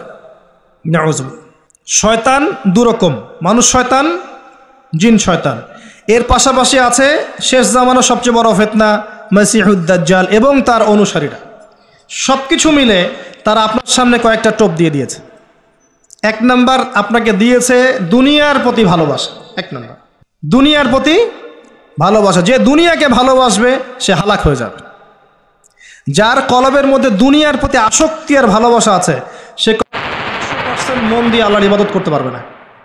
এক নাম্বার, বেঁচে থাকতে হবে কি থেকে? দুনিয়ার প্রতি আসক্তি ভালোবাসা থেকে। এটা এক নাম্বার। দুই নাম্বার, অর্থ সম্পদ এগুলোর প্রতি ভালোবাসা, মোহ। আলহাকুমুত তাকাসুর হাত্তা যুরতুমুল মাকাবির কাল্লা সাউফা তা'লামুন সুম্মা কাল্লা সাউফা তা'লামুন। সূরাটা তো আমার চেয়ে আপনারা ভালো জানেন। শেষে কি আছে? সুম্মা লা তুসআলুন্না ইয়াওমাইযিন আনিন নাঈম। যে টাকা পয়সার প্রতি ভালোবাসা শয়তান ঢুকিয়েছে। আরও ঢুকিয়েছে শয়তান মাদকের প্রতি ভালোবাসা, মাদকের প্রতি আসক্তি, ভালো লাগে মাদক খেতে, একটা ভালোবাসা কাজ করে। ঢুকিয়েছে মিউজিকের প্রতি ভালোবাসা, হারাম মিউজিকের প্রতি ভালোবাসা, ভালো লাগে, মন নাকি শান্ত হয়। আর সবচেয়ে ডেঞ্জারাস যেটা ঢুকিয়েছে সেটা হচ্ছে এমন মেয়ের প্রতি আসক্তি, এমন নারীর প্রতি আসক্তি যে আসক্তিটা আল্লাহ পাক হালাল করেন নাই, অর্থাৎ গায়রে মাহরাম মেয়ের প্রতি আসক্তি। এটা এক নাম্বার, কারণ আল্লাহ পাক সূরা আলে ইমরানে বলেছেন যুয়্যিনা লিন-নাস হুব্বুশ শাহাওয়াতি মিনান নিসা। যে কয়টা বিষয়ের প্রতি মানুষের আসক্তি থাকে তার প্রথমটা হচ্ছে নিসা বা মহিলা, পরে অন্য টাকা পয়সা, ধন দৌলত, সোনা চাঁদি এগুলো পড়ে। আর এটাকে শয়তান সবচেয়ে বড় অস্ত্র হিসাবে ইউজ করেছে। মনে করে দেখেন, যত বড় বড় সম্প্রদায় ছিল এদের প্রধান প্রধান ফিতনাগুলো ছিল নারী কেন্দ্রিক। এমনকি নবীজি বলেছেন বনু ইসরাইলের মধ্যে প্রথম ফিতনা হয়েছে কি কেন্দ্রিক? নারী কেন্দ্রিক। আর আমি আমার উম্মতের মধ্যে নারীর চেয়ে বড় কোনো ভয়ঙ্কর ফিতনা ছেড়ে যাচ্ছি না। শয়তান এই কয়েকটা ফিতনা, আপনার দুনিয়ার আসক্তি, টাকা পয়সা, ভোগবিলাস, বাড়ি গাড়ি, ব্যাংক ব্যালেন্স, স্ট্যাটাস, ক্ষমতার ভালোবাসা, আপনার মাদকের ভালোবাসা, গান বাজনার প্রতি ভালোবাসা, অশ্লীলতা, বেহায়াপনা, জেনা আর হারাম রিলেশনশিপ, এগুলোর প্রতি শয়তান আসক্তি সৃষ্টি করেছে। এটা হচ্ছে ভালোবাসা নয়, এটা হচ্ছে পাশবিক প্রবৃত্তিগত একটা দাসত্ব। আমার কথা কি বোঝা যায়? ল্যাঙ্গুয়েজ একটু ডিফিকাল্ট মনে হয়।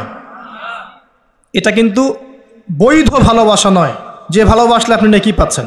দুনিয়ার প্রতি আসক্তি থাকলে নেকি পাবেন, পিতা মাতাকে ভালোবাসলে নেকি পাবেন। টাকা পয়সা, ব্যাংক ব্যালেন্স, বাড়ি গাড়ির প্রতি আসক্তি, মোহ থাকলে নেকি পাবেন, ফিতনায় পড়ে যাবেন। কিন্তু আপনি সন্তানকে ভালোবাসলে নেকি পাবেন।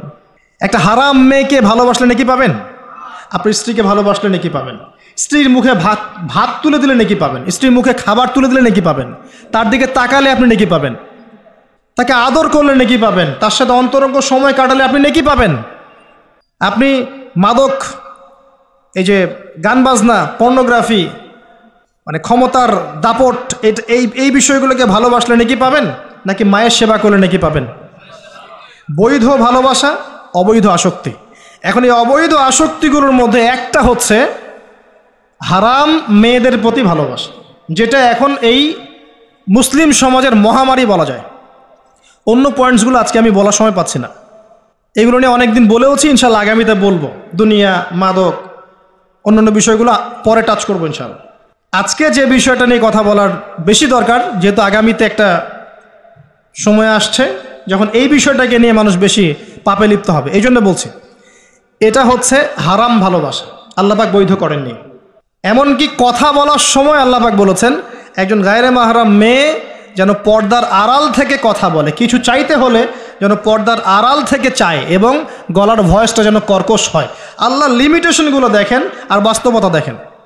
আল্লাহ পাকের লিমিটেশন হচ্ছে এরকম যে একজন মেয়ে যে আমার স্ত্রী নয় তার সাথে আপনি ফোনে কথা বলতে পারবেন না, প্রেমালাপ করতে পারবেন না, আপনি তার দিকে কামনার দৃষ্টিতে তাকাতে পারবেন না, আপনি তাকে স্পর্শ করতে পারবেন না, তার সাথে নির্জনে কোথাও সময় কাটাতে পারবেন না।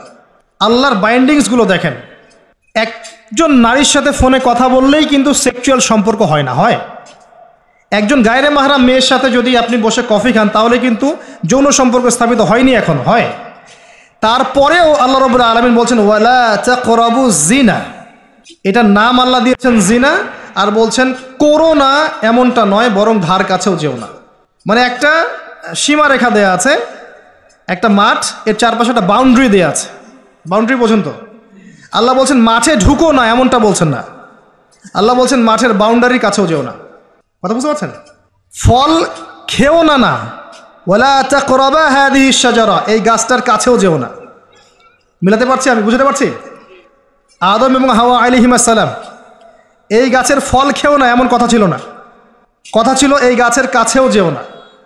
একই কথা আল্লাহ বলছেন জেনা করো না নয়, ওয়ালা তাকরাবু জেনা, জেনার কাছেও যেও না। এখন এটা হচ্ছে আল্লাহর নিষেধাজ্ঞার একটা বাইন্ডিংস, লস, একটা পিলার, একটা বাউন্ডারি। আর আপনি বাস্তবতা দেখবেন ভিন্ন, যে গায়রে মাহরাম ছেলে মেয়ে এরা অ্যাডাল্ট, এদের যৌন চাহিদা আছে, সেক্সুয়াল চাহিদা আছে, একে অপরের সাথে কোনো মাহরামের সম্পর্ক নাই। এরা পড়াশোনার নামেই হোক, চাকরি বাকরির নামেই হোক, ভ্যালেন্টাইন্সের নামেই হোক, যে কোনো নামেই হোক, এরা একে অপরের সাথে মিলেমিশে একাকার। এরা কথা বলছে, কথা বলার পরে আরও কাছে যাচ্ছে, ভালোবাসার প্রণয় বিনিময় করছে, এক পর্যায়ে কফি খাচ্ছে, ডেটিংয়ে যাচ্ছে, ঘুরছে ফিরছে, এই করতে করতে করতে এক পর্যায়ে তারা হারাম জেনায়ও লিপ্ত হয়ে গেল, বিছানায় চলে গেল। এই সম্পর্কের পর দেখা যায় সম্পর্ক ব্রেকআপ, শেষ। এবং এই ঘটনাগুলোর নাম দিচ্ছি আমরা কাছে আসার গল্প। কার কাছে? যার কাছে আল্লাহ যেতেও নিষেধ করেছেন, ওয়ালা তাকরাবু জিনা। আর আমরা বলছি না, কাছে আসারই তো গল্প। কাছে আসার গল্প হতে পারে মায়ের সাথে, মায়ের কাছে আসার গল্প হতে পারে, স্ত্রীর কাছে আসার গল্প হতে পারে, আমার সন্তানের কাছে আসার গল্প হতে পারে, দেশের কাছে আসার গল্প হতে পারে। কিন্তু হারাম জেনার কাছে আসার কোনো গল্প হতে পারে না। কি হতে পারে? জাহান্নামের উপন্যাস হতে পারে। কি হতে পারে? জাহান্নামের আমল নামার একটা উপন্যাস হতে পারে। উপন্যাস বোঝেন না? আল্লাহ পাক এই যে কিয়ামতের মাঠে আমল নামা ছুঁড়ে দিবেন, ছুঁড়ে দিয়ে আমল নামা ঘুরতে থাকবে, কারো ডান হাতে কারো বাম হাতে। যার হাতে আমল নামা আসুক না কেন, যে হাতে আসুক না কেন, আল্লাহ পাক সবাইকে একটা কথা বলবেন, ইকরা কিতাবাক, তুমি তোমার কিতাব পড়ো, কাফা বিনাফসিকা আল-ইয়াওমা আলাইকা হাসিবা, আজকে তুমি তোমার হিসাব নেওয়ার জন্যে যথেষ্ট। আমরা সবাই একটা করে উপন্যাস লিখছি, আমরা সবাই একটা করে উপন্যাস লিখছি আমল নামার, আমাদের কাজের মধ্য দিয়ে। আর এর চেয়ে ভয়ঙ্কর বিষয়টা হচ্ছে এই উপন্যাসটা আপনাকে পড়তে বলা হবে সবার সামনে। আমার কথা মনে বোঝা যায় না? আমরা একটা গল্প লিখছি আমল নামায়, উপন্যাস লিখছি, যার একটা মোমেন্ট বাদ যাচ্ছে না। এই যে এখন আমরা বসে আছি, এটা আপনার উপন্যাসে উঠে গেছে, আমল নামে উঠে গেছে। মাফ করবেন যদি কালকে আবার দেখেন যে আমল নামাকে উপন্যাস বলে যা ব্যাখ্যা করলাম তোহা, এবার এই শব্দ দিয়ে আবার তুলকালাম করে ফেলেন না। তা বুঝানোর জন্য বলেছি, যুব সমাজ উপন্যাস বোঝে, এই জন্য বলেছি। যুবকরা উপন্যাস বোঝেন না? আপনারা বিভিন্ন উপন্যাস পড়েছেন, যারা জেনারেল লাইনে পড়েছেন অনেক উপন্যাস পড়েছেন, এই জন্য বললাম বুঝানোর জন্যে। আমল নামা কখনো উপন্যাস নয়, যে আপনি আর আমি একটা উপন্যাস লিখছি, নিজের গল্প নিজেই লিখছি, নিজের কাজের মধ্য দিয়ে নিজের উপন্যাস নিজেই লিখছি। এবং এটার মধ্যে সবচেয়ে ভয়ঙ্কর কথা হচ্ছে এইটা সবার সামনে আমাকে পড়ে শোনাতে হবে। আমরা কি পারবো? এই জেনা, এই মাদক, এই পর্নোগ্রাফি, হারাম, জুয়া, ক্যাসিনো, অন্যায়, অত্যাচার, বেনামাজি, দুর্নীতি, ঘুষ, সুদ, এইগুলোর সব কথা সবার সামনে পড়ে শোনাতে আমরা কি পারবো আদৌ? আমরা কি প্রস্তুত? পড়তে কিন্তু হবেই ভাই, সবাইকে পড়তে হবে। আলেম, জালেম, কাফের, মুশরিক, মুনাফিক সবাইকে পড়তে হবে। ইকরা কিতাবাক, এক বচনে এসেছে, মানে এক একজন মানুষকে আল্লাহ পাক বলছেন যে তুমি তোমার বই পড়ো, তোমার কিতাব পড়ে শোনাও। কাফা বিনাফসিকাল ইয়াউমা আলাইকা হাসিবা, আজকে তুমি তোমার হিসাব নেওয়ার জন্য যথেষ্ট। আল্লাহ পাক আমাদেরকে কথার গভীরতা বোঝার তৌফিক দান করুন। এই হারাম জিনিসগুলোর মধ্যে সবচেয়ে ডেঞ্জারাস এই ফ্রি মিক্সিং। ফ্রি মিক্সিং কি জিনিস? একজন বেগানা মেয়ে একজন বেগানা ছেলের সাথে মিক্স ঘুরবে। এখন আপনি কথাগুলো মনে হচ্ছে রূপকথার মতো মনে হবে, কারণ বাস্তবতার সাথে কোনো মিল নাই। বাস্তবতায় আপনি গিয়ে দেখবেন যে স্কুলে পড়ছে মাশাআল্লাহ গায়রে মাহারাম ছেলে মেয়ে, এবং নাম দিচ্ছে এরা friends, just only friends only, বন্ধু, ক্লাসমেট। কিন্তু এর বয়স মাশাআল্লাহ 16, এর বয়সও 20, বা এর বয়সও 15, এর বয়স 18। উভয়ের যৌন চাহিদা হয়েছে বালেগ এবং বালেগা।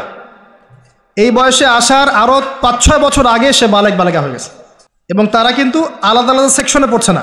এমন যদি হতো মেয়েদের আলাদা স্কুল, মেয়ে টিচার, মেয়েরা পড়ছে, কোনো সমস্যা নেই, টোটালি বৈধ এবং সুন্দর, ভালো সিস্টেম। ছেলেদের আলাদা স্কুল কলেজ, ছেলেরা আলাদা পড়ছে, আলাদা, কোনো সমস্যা নেই। সমস্যা কোথায়? যখন এক ছাদের নিচে আমি সবাইকে বসিয়ে দিয়েছি এবং এরা একে অপরের সাথে মিক্স করছে। যেখানে আল্লাহ বলছেন কাছেও যেও না, এরা কথা বলছে, নোট চেঞ্জ করছে, একে অপরের সাথে গ্রুপ স্টাডি করছে, কফি খাচ্ছে, দেখা সাক্ষাৎ করছে, ডেটিং করছে, একে অপরের সাথে যৌন মিলনও করছে, একে অপরের সাথে বসে পর্ন দেখছে, যৌন মিলন করছে, সেক্সুয়াল সম্পর্ক স্থাপন করেছে, এবং মানুষ বুঝাচ্ছে এদেরকে এই সম্পর্কটা বৈধ, ভালো সম্পর্কটা পবিত্র, পরে বিয়ে করে নিলেই হয়ে গেল। সুবহানাল্লাহ। এই হচ্ছে এটা বাস্তবতা। বাস্তবতার সাথে ওয়ালা তাকরাবু জিনা আয়াতের কোনো মিল আছে? বাস্তবতা এক জায়গায়, কোরআন এক জায়গায়। এরপরে দাবি করছি আমরা মুসলিম, স্টিল আমরা দাবি করছি আমরা মুসলিম। এবং এই ফ্রি মিক্সিংয়ের ফলে শত শত যুবক যুবতীর ইজ্জত চলে গেছে। শত না, সংখ্যাটা সহস্র লক্ষ হবে, আরও বেশি হতে পারে, আল্লাহু আলাম। এগুলো তো প্রকাশ্য, গোপনে যে কত কি হচ্ছে আপনি তো জানেন না। যে সন্তান, যে মেয়েটাকে আপনি ছোট মনে করছেন, অলরেডি যে সে কতগুলো ছেলেকে এভাবে ছেলে বদল করতে করতে করতে করতে করতে করতে এই জায়গায় আসছে আপনি জানেনই না। আর যে ছেলেটাকে আপনি ছোট্ট মনে করছেন, এ যে কতগুলো গার্লফ্রেন্ড চেঞ্জ করতে করতে এই জায়গায় আসছে আপনি জানেন না।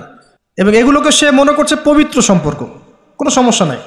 কোনো কোনো ক্ষেত্রে দেখা যায় হিন্দু মুসলিম তারাও প্রেম করছে, বন্ধু বান্ধব, এবং তার কনসেপ্টটা হচ্ছে এমন যে সমস্যা নাই, পরে বিয়ে করে নিব, এটা চলছে। এবং এদেরকে আমরা উস্কে দিব এভাবে যে 14 ফেব্রুয়ারিতে তোমরা অবাধে মেলামেশা করতে পারো, কোনো সমস্যা নেই, বরং এটা হচ্ছে তোমাদের মত প্রকাশের স্বাধীনতা।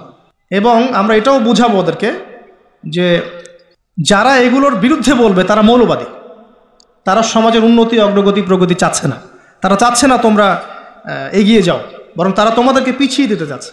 কোথায় এগিয়ে নিচ্ছি আমরা এদেরকে? আমি জানি কোথায় নিচ্ছেন, এক্স্যাক্টলি বলতে পারবো কোথায় নিচ্ছেন।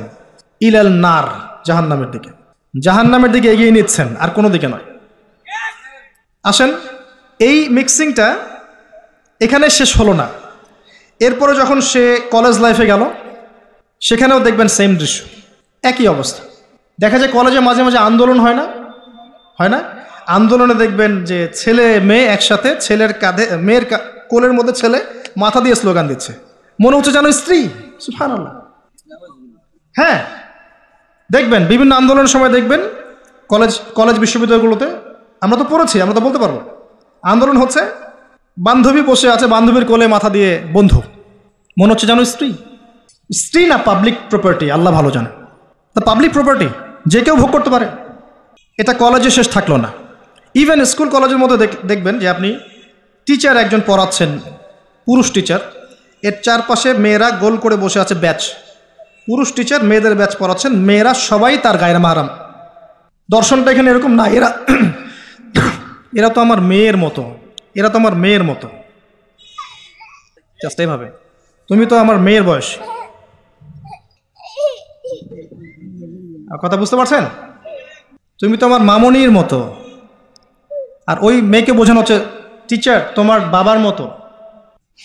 একটা পুরুষ টিচার, চারপাশে মহিলা, মেয়েরা বসে আছে, সবাই অ্যাডাল্ট, সবার সাথে তার বিয়ে জায়েজ, সবার সাথে তার বিয়ে শরীয়ত সম্মতভাবে জায়েজ। তারপরে একটা ফিলোসফি, দর্শন ঢুকিয়ে দিয়ে তুমি তো আমার মেয়ের মতো। অহরহ মেয়েদের ইজ্জত হারাচ্ছে, অহরহ। আপনারা সেকুলার পত্রিকাগুলো এবং মিডিয়াগুলো ঘাঁটতে থাকেন, দেখেন কি পরিমাণে ছাত্রীদেরকে টিজিংটা বেড়েছে, কি পরিমাণে বেড়েছে।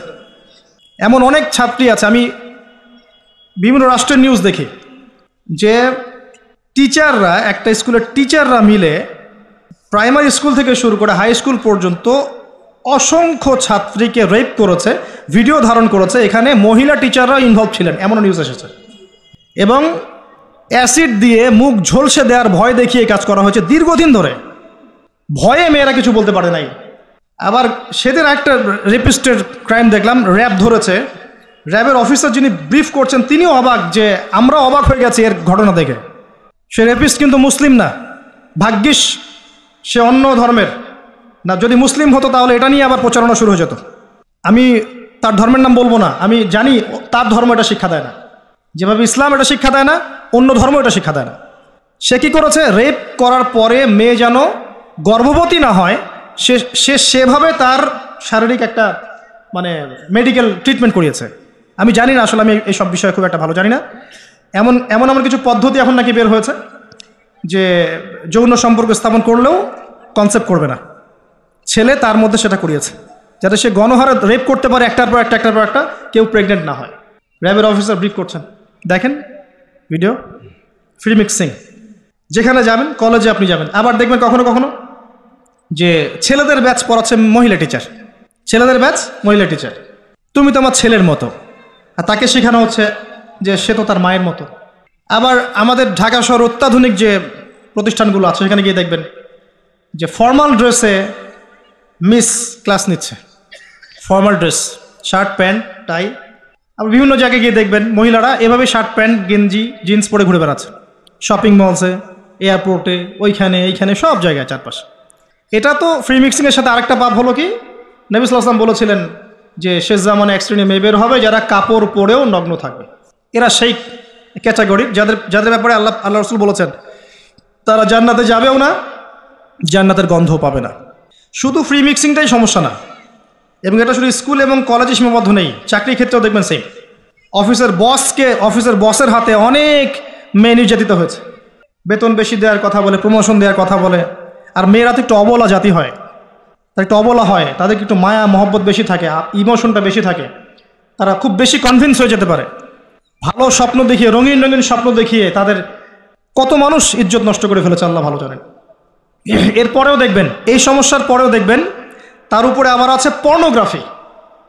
মানে মানুষ রাতের বেলা শুয়ে শুয়ে নগ্ন মুভিজ দেখছে আর দেখছে, দেখছে আর দেখছে।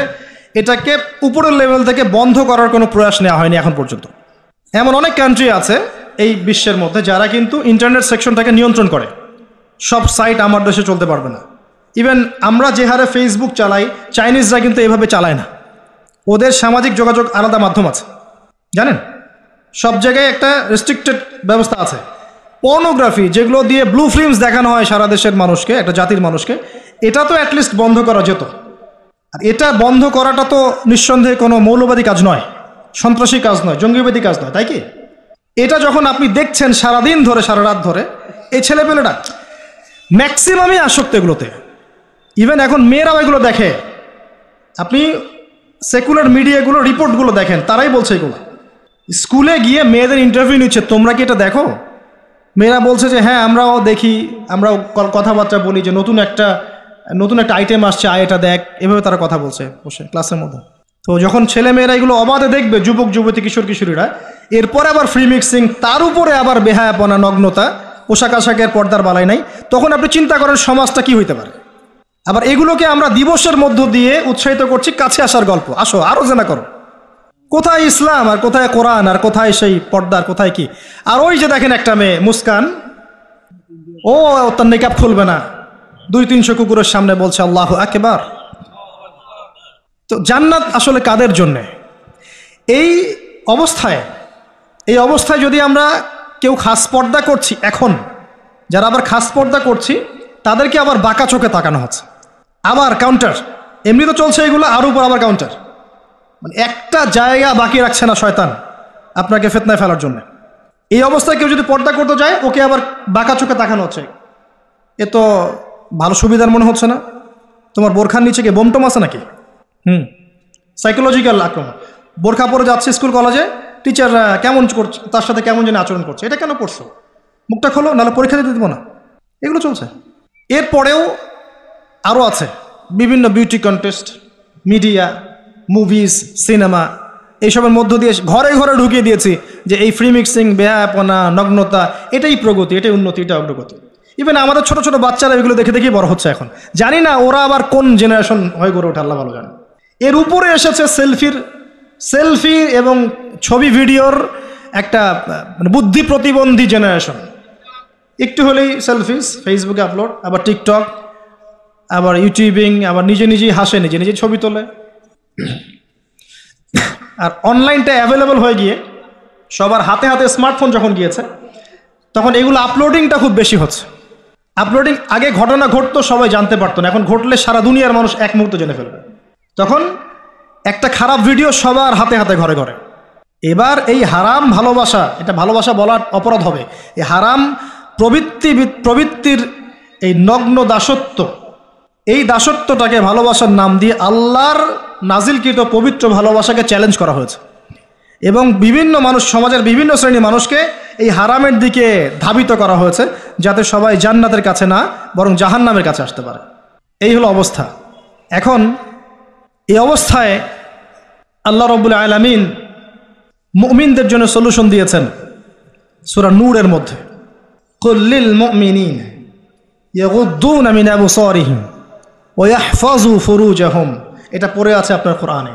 মুমিন পুরুষদেরকে আপনি বলুন, হে নবী, তারা যেন চক্ষু নিচু রাখে এবং তাদের লজ্জাস্থানের হেফাজত করে। মুমিন নারীদেরকে আপনি বলুন যেন তারা তাদের লজ্জাস্থানের হেফাজত করে, চোখ নিচে রাখে এবং তারা এই মানুষদের ছাড়া অন্য কারোর সামনে যেন না যায় এবং জিনাত, হিজাব তারা যেন অবলম্বন করে। এটা আল্লাহর আদেশ। Only Quran or only hadith and only Islam can solve this problem. কোরআন, সুন্নাহ এবং ইসলাম ছাড়া কেউ এই সমস্যা সলভ করতে পারবে না। এখানকার সলিউশন এইগুলা। প্রথমত তারবিয়াত দিতে হবে ছোট থেকেই, তার উপরে নিয়মিত ইমানের চর্চায় রাখতে হবে, তার উপরে ছেলে মেয়েদেরকে পর্দা বোঝাতে হবে, ছোট থেকেই মেয়েদেরকে পর্দায় রাখতে হবে। তারপরেও যদি বড় হয়ে এদের মধ্যে খারাপ চিন্তা আসে, চোখ নিচু করতে হবে। যেগুলো অশ্লীল সেগুলোর ধার কাছে যাওয়া যাবে না। দ্রুত এদের বিয়ের ব্যবস্থা করতে হবে যাতে ওরা পবিত্র লাইফ লিড করতে পারে। তারপরে দেখবেন আস্তে আস্তে কিছুটা হলেও, 100% না হলেও কিছুটা হলেও আপনি ফিতনা থেকে দূরে রাখতে পারবেন। আর যত বেশি এই ভোগবাদী, বস্তুবাদী, এই পশ্চিমাদের ধাঁচে আপনি সন্তানকে গড়ে তুলবেন, কাছে আসার নাম দিয়ে জেনা করাবেন, ফ্রি মিক্সিংয়ে নেবেন, পর্নোগ্রাফিকে অবাধ লাইসেন্স দিয়ে দিবেন, মাদকাসক্ত ওই যুব সমাজকে ফেরানোর কোনো পথ পদ্ধতি অবলম্বন করবেন না, হিজাবের প্রতিবন্ধকতা করবেন, তত বেশি সমাজ আস্তে আস্তে আস্তে আস্তে অধঃপতন, অতল তলে যেতে থাকবে। এবং এরপর কি হবে সেটাও বলে দিচ্ছি, এটাও হাদিস থেকেই বলছি। সেটা হচ্ছে এরপরে বাড়বে সমকামিতা। কি বাড়বে? অশ্লীলতা সয়লাভ হতে হতে হতে হতে এমন একটা পর্যায়ে যাবে, বেশিরভাগ মানুষই যাবে আল্লাহর বান্দারা বাদ দিয়ে, যখন দেখবেন মেয়েদের প্রতি আসক্তি কমে যাবে ছেলেদের একটা পর্যায়ে গিয়ে, এবং ছেলে ছেলের সাথে জেনা করা শুরু করবে, যেটা শুরু হয়ে গেছে বিগত 20, 30, 40 বছর থেকে এদেশেও, এবং সমকামীদের সংগঠন পর্যন্ত আছে এদেশে। এটাও রিপোর্ট, আপনি সেকুলার মিডিয়া ঘেটে দেখেন, বছরের একদিন তারা আবার একত্রিত হয় একটা হোটেলে, সেখানে ওদের মতো করে ওরা এনজয় করে। কওমে লূত, নবী সাল্লাল্লাহু আলাইহি ওয়াসাল্লাম বলেছিলেন, আমি ভয় পাই আমার উম্মতের মধ্যে কয়েকটা জিনিস, একটা হচ্ছে গোপন শিরক, একটা হচ্ছে আমার উম্মত মূর্তি পূজা করবে, আরেকটা হচ্ছে আমার উম্মতের মধ্যে সমকামিতা ছড়িয়ে পড়বে। আর এই সমকামীদেরকে আল্লাহ পাক জমিনটা তুলে আকাশে পাথর বর্ষণ করে আবার দাবিয়ে দিয়েছিলেন। কওমে লূত এই জর্ডানের ডেড সি, মৃত সাগরের পাশে এরা থাকতো। সেই সম্প্রদায়ের কাছে আল্লাহ পাক লূত আলাইহিস সালামকে পাঠিয়েছিলেন। এত বড় মনের নবী ছিলেন তিনি, সম্প্রদায়ের মানুষকে পাপ থেকে বাঁচানোর জন্য বলছেন যে হাউলাই বানাতি ইন কুনতুম ফাইলিন, তোমাদের যদি প্রবৃত্তির চাহিদা থেকে থাকে আমার মেয়েদের মধ্য থেকে বিয়ে করে নাও, তাও ভালো থাকো। তারা বলছে, তুমি লূত নিজেকে পবিত্র মনে করতে চাও? তুমি তো জানো যে আমরা কি চাচ্ছি। যখন জিবরাইল এবং মিকাইল আলাইহিস সালাম এসেছেন পুরুষের রূপে, বালকের রূপে, সুদর্শন, তাদেরকে অফার করছে, কথা বুঝতে পারছে না? তাদেরকে অফার করছে। আর লূত আলাইহিস সালাম নিজের মেহমানের সম্মান বাঁচাতে গিয়ে বলছেন, আলাইসা মিনকুম রাজুলুন রশিদ, তোমাদের মধ্যে কি একটা ভালো মানুষ বেঁচে নাই? ওই সমকামিতা ছড়িয়ে পড়েছে এখন আমাদের এখানেও। আর আপনি বিশ্বের যে বড় বড় রাষ্ট্রগুলোর মানে দাসত্ব করেন, ওদের দেশে সমকামিতা বৈধ বৈধ। আর যেখানে এটা বৈধ হবে সেখানে ওই লূত আলাইহিস সালামের কওমের মতোই শাস্তি আসবে ইনশাআল্লাহ, কোনো সন্দেহ নেই। দেখবেন ওই জায়গাটা মাটিতে ধসে যাবে ইনশাআল্লাহ তাআলা। আর এটা হাদিসেও এসেছে, কিয়ামতের আগে 3টা বড় বড় ভূমিকম্প হবে, একটা পূর্ব দিকে, একটা পশ্চিমে, একটা পৃথিবীর মাঝখানে। আর পশ্চিম বলতে আমি বুঝিয়ে পশ্চিমা সভ্যতা। এটা ভূমিকম্পে ধসে যাবে ইনশাআল্লাহ আযজা ওয়া জাল। কারণ সুদের মধ্য দিয়ে এরা আল্লাহর সাথে যুদ্ধ করছে, সমকামিতার মধ্য দিয়ে এরা কওমে লূতের মতো আচরণ করেছে, সারা বিশ্বে এরা মানুষকে নির্বিচারে হত্যা করছে। এর ফলাফল এরা পাবে, আসবে সময় সামনে। আমাদের পয়েন্ট আজকে এটাই, এই নারী পুরুষের অবাধ এই জেনাটা যদি আপনি ঠেকাতে না পারেন, এক পর্যায়ে সমকামিতায় চলে যাবে, মানুষ বাড়তে থাকবে এক পর্যায়ে। শাস্তি ভাই, নবী সাল্লাল্লাহু আলাইহি ওয়াসাল্লাম দেখে এসেছেন মেরাজের রাত্রে যে জেনাকারী পুরুষ আর নারীর শাস্তি দেখেছেন। স্পেশাল একটা চুলা, জাহান্নামের ভিতরে স্পেশাল একটা চুলা বানিয়েছেন আল্লাহ পাক, যার নিচের দিকটা এরকম প্রশস্ত, মাথাটা চিকন, নিচ থেকে আগুন দাউ দাউ করে জ্বলছে, আর এই আগুনের সাথে সাথে মানুষগুলো লাফিয়ে উঠছে। আগুন নিচে নেমে যাচ্ছে, মানুষগুলো নিচে নেমে যাচ্ছে, আবার দাউ দাউ করে আগুন, আবার মানুষগুলো উপরে উঠছে। এটা ওদের শাস্তি দেখেছেন নবী সাল্লাল্লাহু আলাইহি ওয়াসাল্লাম, যারা এই উম্মতের জেনা এবং ব্যভিচারে লিপ্ত আছে। আর আপনাকে আমি বলে রাখি, শুধু সেক্সুয়াল সম্পর্কটাই জেনা নয়, বরং ওই যে আপনি কথা বলছেন, ওই যে কফি খাচ্ছেন, হাতে স্পর্শ করছেন, চুল ধরছেন, জড়িয়ে ধরছেন, প্রেমপত্র লিখছেন, সবই জেনা টোটালি। এই প্রতিটা কাজ স্ত্রীর সাথে করলে প্রত্যেকটা কাজের বিনিময়ে নেকি পাবেন আপনি। আর এই প্রতিটা কাজ আপনি ওর সাথে করলে আপনি প্রত্যেকটা কাজের বিনিময়ে জাহান্নামের দিকে যাচ্ছেন। শুধু এভাবে স্পর্শ করা, গায়েরে মাহরাম মেয়েকে এভাবে স্পর্শ করা, একটা হাদিসে নবীজি বলেছেন মাথার মধ্যে লোহার পেরেক বসানোর চাইতে বেশি জঘন্য কাজ। মানে একবার করে স্পর্শ করার শাস্তি হচ্ছে মাথায় আল্লাহ পাক লোহার পেরেক বসাবেন। আর বিবাহিত, এটা তো বললাম অবিবাহিত জেনারেশন, যাদের মধ্যে আবেগটা বেশি থাকে। আর যারা বিবাহিত দেখবেন ওদের মধ্যেও বিভিন্ন সিরিয়াল দিয়ে, সিনেমা দিয়ে, মুভি দিয়ে, নাটক দিয়ে পরকীয়ার দিকে উস্কানো হচ্ছে। মনে হচ্ছে পরকীয়া একটা স্বাভাবিক বিষয়। আর এখন ম্যাক্সিমাম পরিবারের মধ্যে পরকীয়া ঢুকে গেছে। দেখবেন স্বামী জানেই না স্ত্রী পরকীয়া করছে, স্ত্রীও জানে না স্বামীর কটার সাথে অ্যাফেয়ার। হ্যাঁ, এবং এগুলো করলে কেউ খারাপ বলবে না। আবার এগুলো করলে এবং জেনা করলে কেউ খারাপ বলবে না। খারাপ তখন বলবে যখন আপনি সাহস করে আরেকটা বিয়ে করতে যাবেন। এটা দুনিয়া এখন। আপনি সাহস করে বৈধ একটা বিয়ে করলে মানুষ আপনার দিকে বাঁকা চোখে তাকাবে, চরিত্র খারাপ মনে হয়। কিন্তু বিবাহিত হওয়ার পরেও একটা স্ত্রী নিয়ে আছেন, এদিকে 10টার সাথে পরকীয়া, কোনো সমস্যা নেই। অথবা বিয়ে না করে আপনি 1000টা মেয়ের সাথে জেনা করছেন, বারে যাচ্ছেন, এই পতিতালয়ে যাচ্ছেন, ধনির দুলাল হলে ওখানে গিয়ে আদা খাচ্ছেন, মাদক খাচ্ছেন, সেক্স করে বাসায় ফিরছেন, কোনো সমস্যা নেই। কিন্তু আপনি যদি বলেন বাবা আমার বিয়েটা একটু তাড়াতাড়ি দিন, আমার চাহিদা আছে, আমার বয়স হয়েছে 20-25 হয়ে গেছে, আমাকে বিয়ে দিন। এখন কিসের বয়স তোমার বিয়ে করার? আগে 30-35 হোক, নিজের পায়ে দাঁড়াও। আগে ও নিজের পায়ে দাঁড়াতে দাঁড়াতেই ও জাহান্নামের পায়ে দাঁড়িয়ে গেছে। এদিকে নিজের মেয়েদের চাহিদা আরও আগে শুরু হয়, এবং তারা তো মুখ ফুটে সব বলতে পারে না, বাট তাদের চাহিদা আমাদের চেয়ে বেশি আছে। আপনি যেভাবে একটা মেয়েকে দেখে প্রলুব্ধ হন, একটা মেয়েও আপনাকে দেখে প্রলুব্ধ হয়। তারা বলতে পারে না, ভিতরে ভিতরে পাপ করতে পারে। আর ওদের ব্রেনটাকে ওয়াশ করে দিয়ে বিভিন্ন সিরিয়াল দিয়ে, বিউটি কন্টেস্ট দিয়ে, নাটক দিয়ে, মুভিজ দিয়ে, পর্নোগ্রাফি দিয়ে, আর ছেলেদের সংস্পর্শ দিয়ে আমরা ওদেরকেও জেনা টেনে টেনে আসতে চাই নাই, টেনে হিস্ট্রে জেনার কাছে নিয়ে আসছে। আসবি না মানে আয়, এটাই উন্নতি, এটাই অগ্রগতি, এটাই প্রগতি, আয় আসবি না কেন? এভাবে সমাজের কাঠামোটা নষ্ট হয়ে গেছে, পরিবারগুলো ভেঙে যাচ্ছে। আর এরপরে দেখবেন ডিভোর্স, ওই যে বাচ্চা কাচ্চা যেগুলো আছে এগুলো মা ছাড়া বাপ ছাড়া মানুষ হবে। আর যখন একটা পরিবারের সন্তানটা আদর, ভালোবাসা, মহব্বতের পরিবেশ পাবে না, এরা বড় হয়ে জঙ্গি হবে, এরা বড় হয়ে সন্ত্রাসী হবে, ওরা বিক্ষিপ্ত মাথার হয়ে উঠবে, মানসিকভাবে একদম টোটালি ফেড আপ।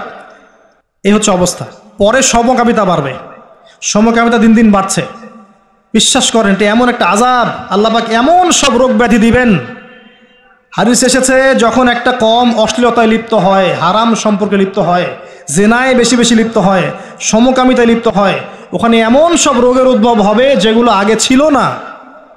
আপনি শুধু মাস্ক পরিয়ে কোভিড নিয়ন্ত্রণ করতে পারবেন না, অশ্লীলতা কমাতে হবে সমাজ থেকে, তারপরে আপনি ভালো বেটার ফলাফল পাবেন ইনশাআল্লাহ তাআলা, স্থায়ী ফলাফল পাবেন ইনশাআল্লাহ। শুধু বাহ্যিক সবকিছু না, অভ্যন্তরীণ আধ্যাত্মিক অনেক কিছু আছে, এগুলো দেখতে হবে। আল্লাহ নূর দিয়ে আল্লাহ পাক বোঝার তৌফিক দান করুন। সমকামিতার পরে কি হবে সেটাও শুনে রাখেন, এটাও হাদিস থেকে বলছে। এটা বলতে আমার রুচি কুলাচ্ছে না, কিন্তু এটাও হবে যে এই উম্মতের মানুষরা এত খারাপ পর্যায়ে পৌঁছাবে যে পশু পাখির সাথে, পশু প্রাণীর সাথেও তারা জেনা করবে। এবং এর আগে একটা ধাপ আমি এড়িয়ে গেছি, ভুলে গেছি।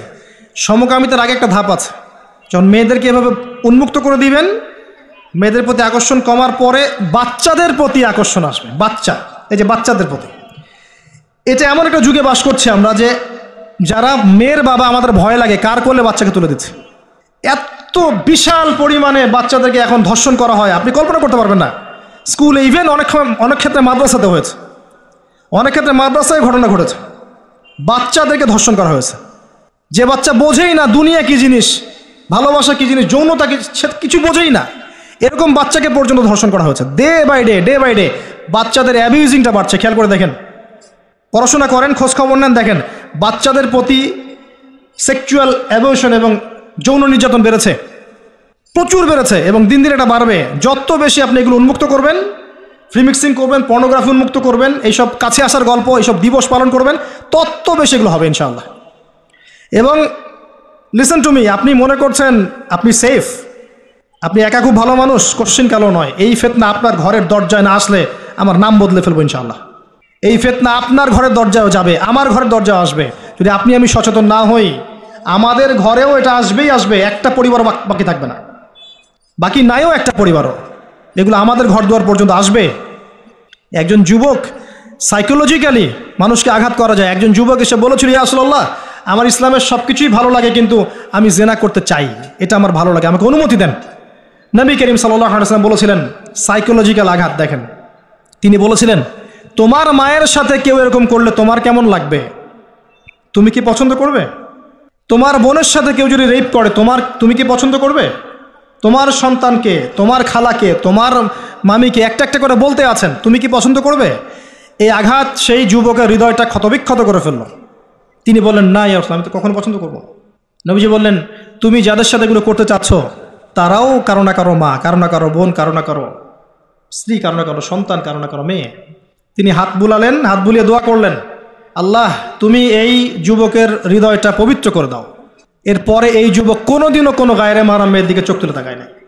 এখন সার কথা হচ্ছে, অ্যাজ এ মুসলিম, যেহেতু এটা খ্রিস্টানদের উৎসব, উইকিপিডিয়ায় ঘেটে দেখেন, এটা খ্রিস্টানদের ধর্মের সাথে সম্পৃক্ত একটা উৎসব। তারা কি করবে, বুদ্ধিস্টরা কি করবে, অন্য ধর্মের মানুষরা কি করবে, সেটা আমাদের দেখার দরকার নাই। কিন্তু অ্যাজ এ মুসলিম ফ্যামিলি, আমরা যেন আমাদের সন্তানদেরকে এই দিনে বাসা থেকে বের হতেও না দেই। এবং এই দিন উপলক্ষে যত পণ্যের ছাড় আসবে, কোনো পণ্য কিনবেন না, টোটালি ইকোনমিক্যালি বয়কট করে দিবেন। কারণ এর পিছনে শুধু জেনা উস্কিয়ে দেওয়াই উদ্দেশ্য ছিল না, উদ্দেশ্য ব্যবসাও ছিল।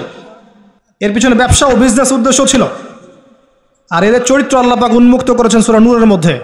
আল্লাহ বলছেন, শোনেন, লিসেন টু মি, ইন্নাল্লাযীনা ইউহিব্বুনা আন তাশিআল ফাহিশাতু ফিল্লাযীনা আমানু লাহুম আযাবুন আলীম ফিদ দুনিয়া ওয়াল আখিরাহ ওয়াল্লাহু ইয়া'লামু ওয়া আনতুম লা তা'লামুন। নিশ্চয়ই যারা পছন্দ করে, ভালোবাসে, ওরাও ভালোবাসে, নিশ্চয়ই যারা ভালোবাসে যে মুমিনদের মধ্যে অশ্লীলতা, বেহায়াপনা, ফাহিশা ছড়িয়ে পড়ুক, তাদের জন্য যন্ত্রণাদায়ক শাস্তি আছে এই দুনিয়া এবং পরকালে।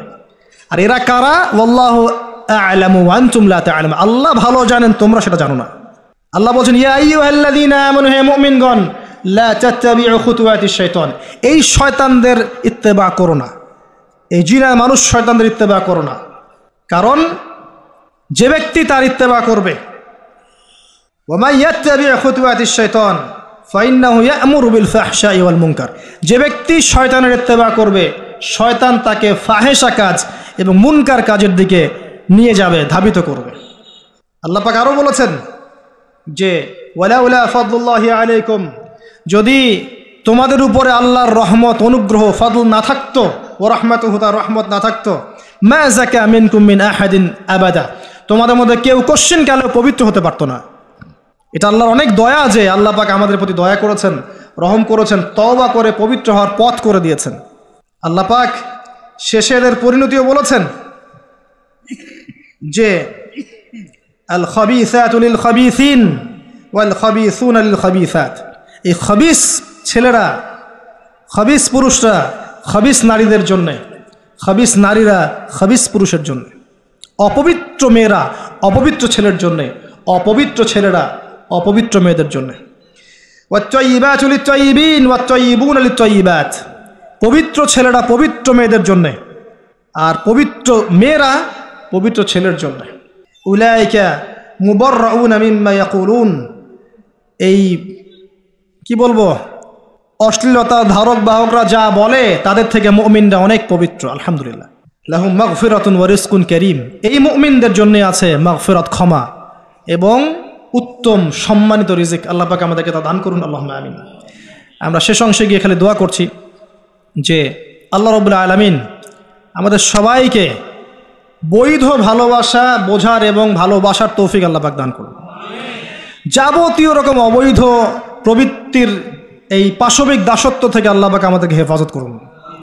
আল্লাহ পাক আমাদের মুসলিম পরিবারের মা বোনদেরকে, সন্তান সন্ততিদেরকে আল্লাহ রাব্বুল আলামিন আসন্ন এই জেনা থেকে হেফাজত করুন। আল্লাহ পাক আমাদের যুবক যুবতীদেরকে এই ফ্রি মিক্সিং সংস্কৃতি থেকে হেফাজত করুন। তাদের সবার ইজ্জত আবরুর হেফাজত আল্লাহ পাক করুন। প্রত্যেক পরিবারের কর্তা থেকে বোঝার তৌফিক দান করুন আল্লাহ পাক যে এগুলোর মধ্য দিয়ে আমাদের সন্তান নষ্ট হয়ে যাচ্ছে। আল্লাহ রাব্বুল আলামিন আসন্ন এই জেনার দিবসের মধ্যে আমাদের সন্তানরা যেন মাদকে লিপ্ত না হয়, জেনায় লিপ্ত না হয়, ফ্রি মিক্সিংয়ে লিপ্ত না হয়, বেহায়াপনে লিপ্ত না হয়। আল্লাহ পাক আমাদের পরিবারগুলোকে পবিত্র রাখুন, কবুল করুন, আল্লাহুম্মা আমিন। আল্লাহ রাব্বুল আলামিন আমাদের মধ্যে যারা অসুস্থ আছেন সবাইকে আল্লাহ পাক শিফায়ে কামেলা দান করুন। যারা মারা গেছেন আল্লাহ পাক সবাইকে ক্ষমা করে দিন, আল্লাহুম্মা।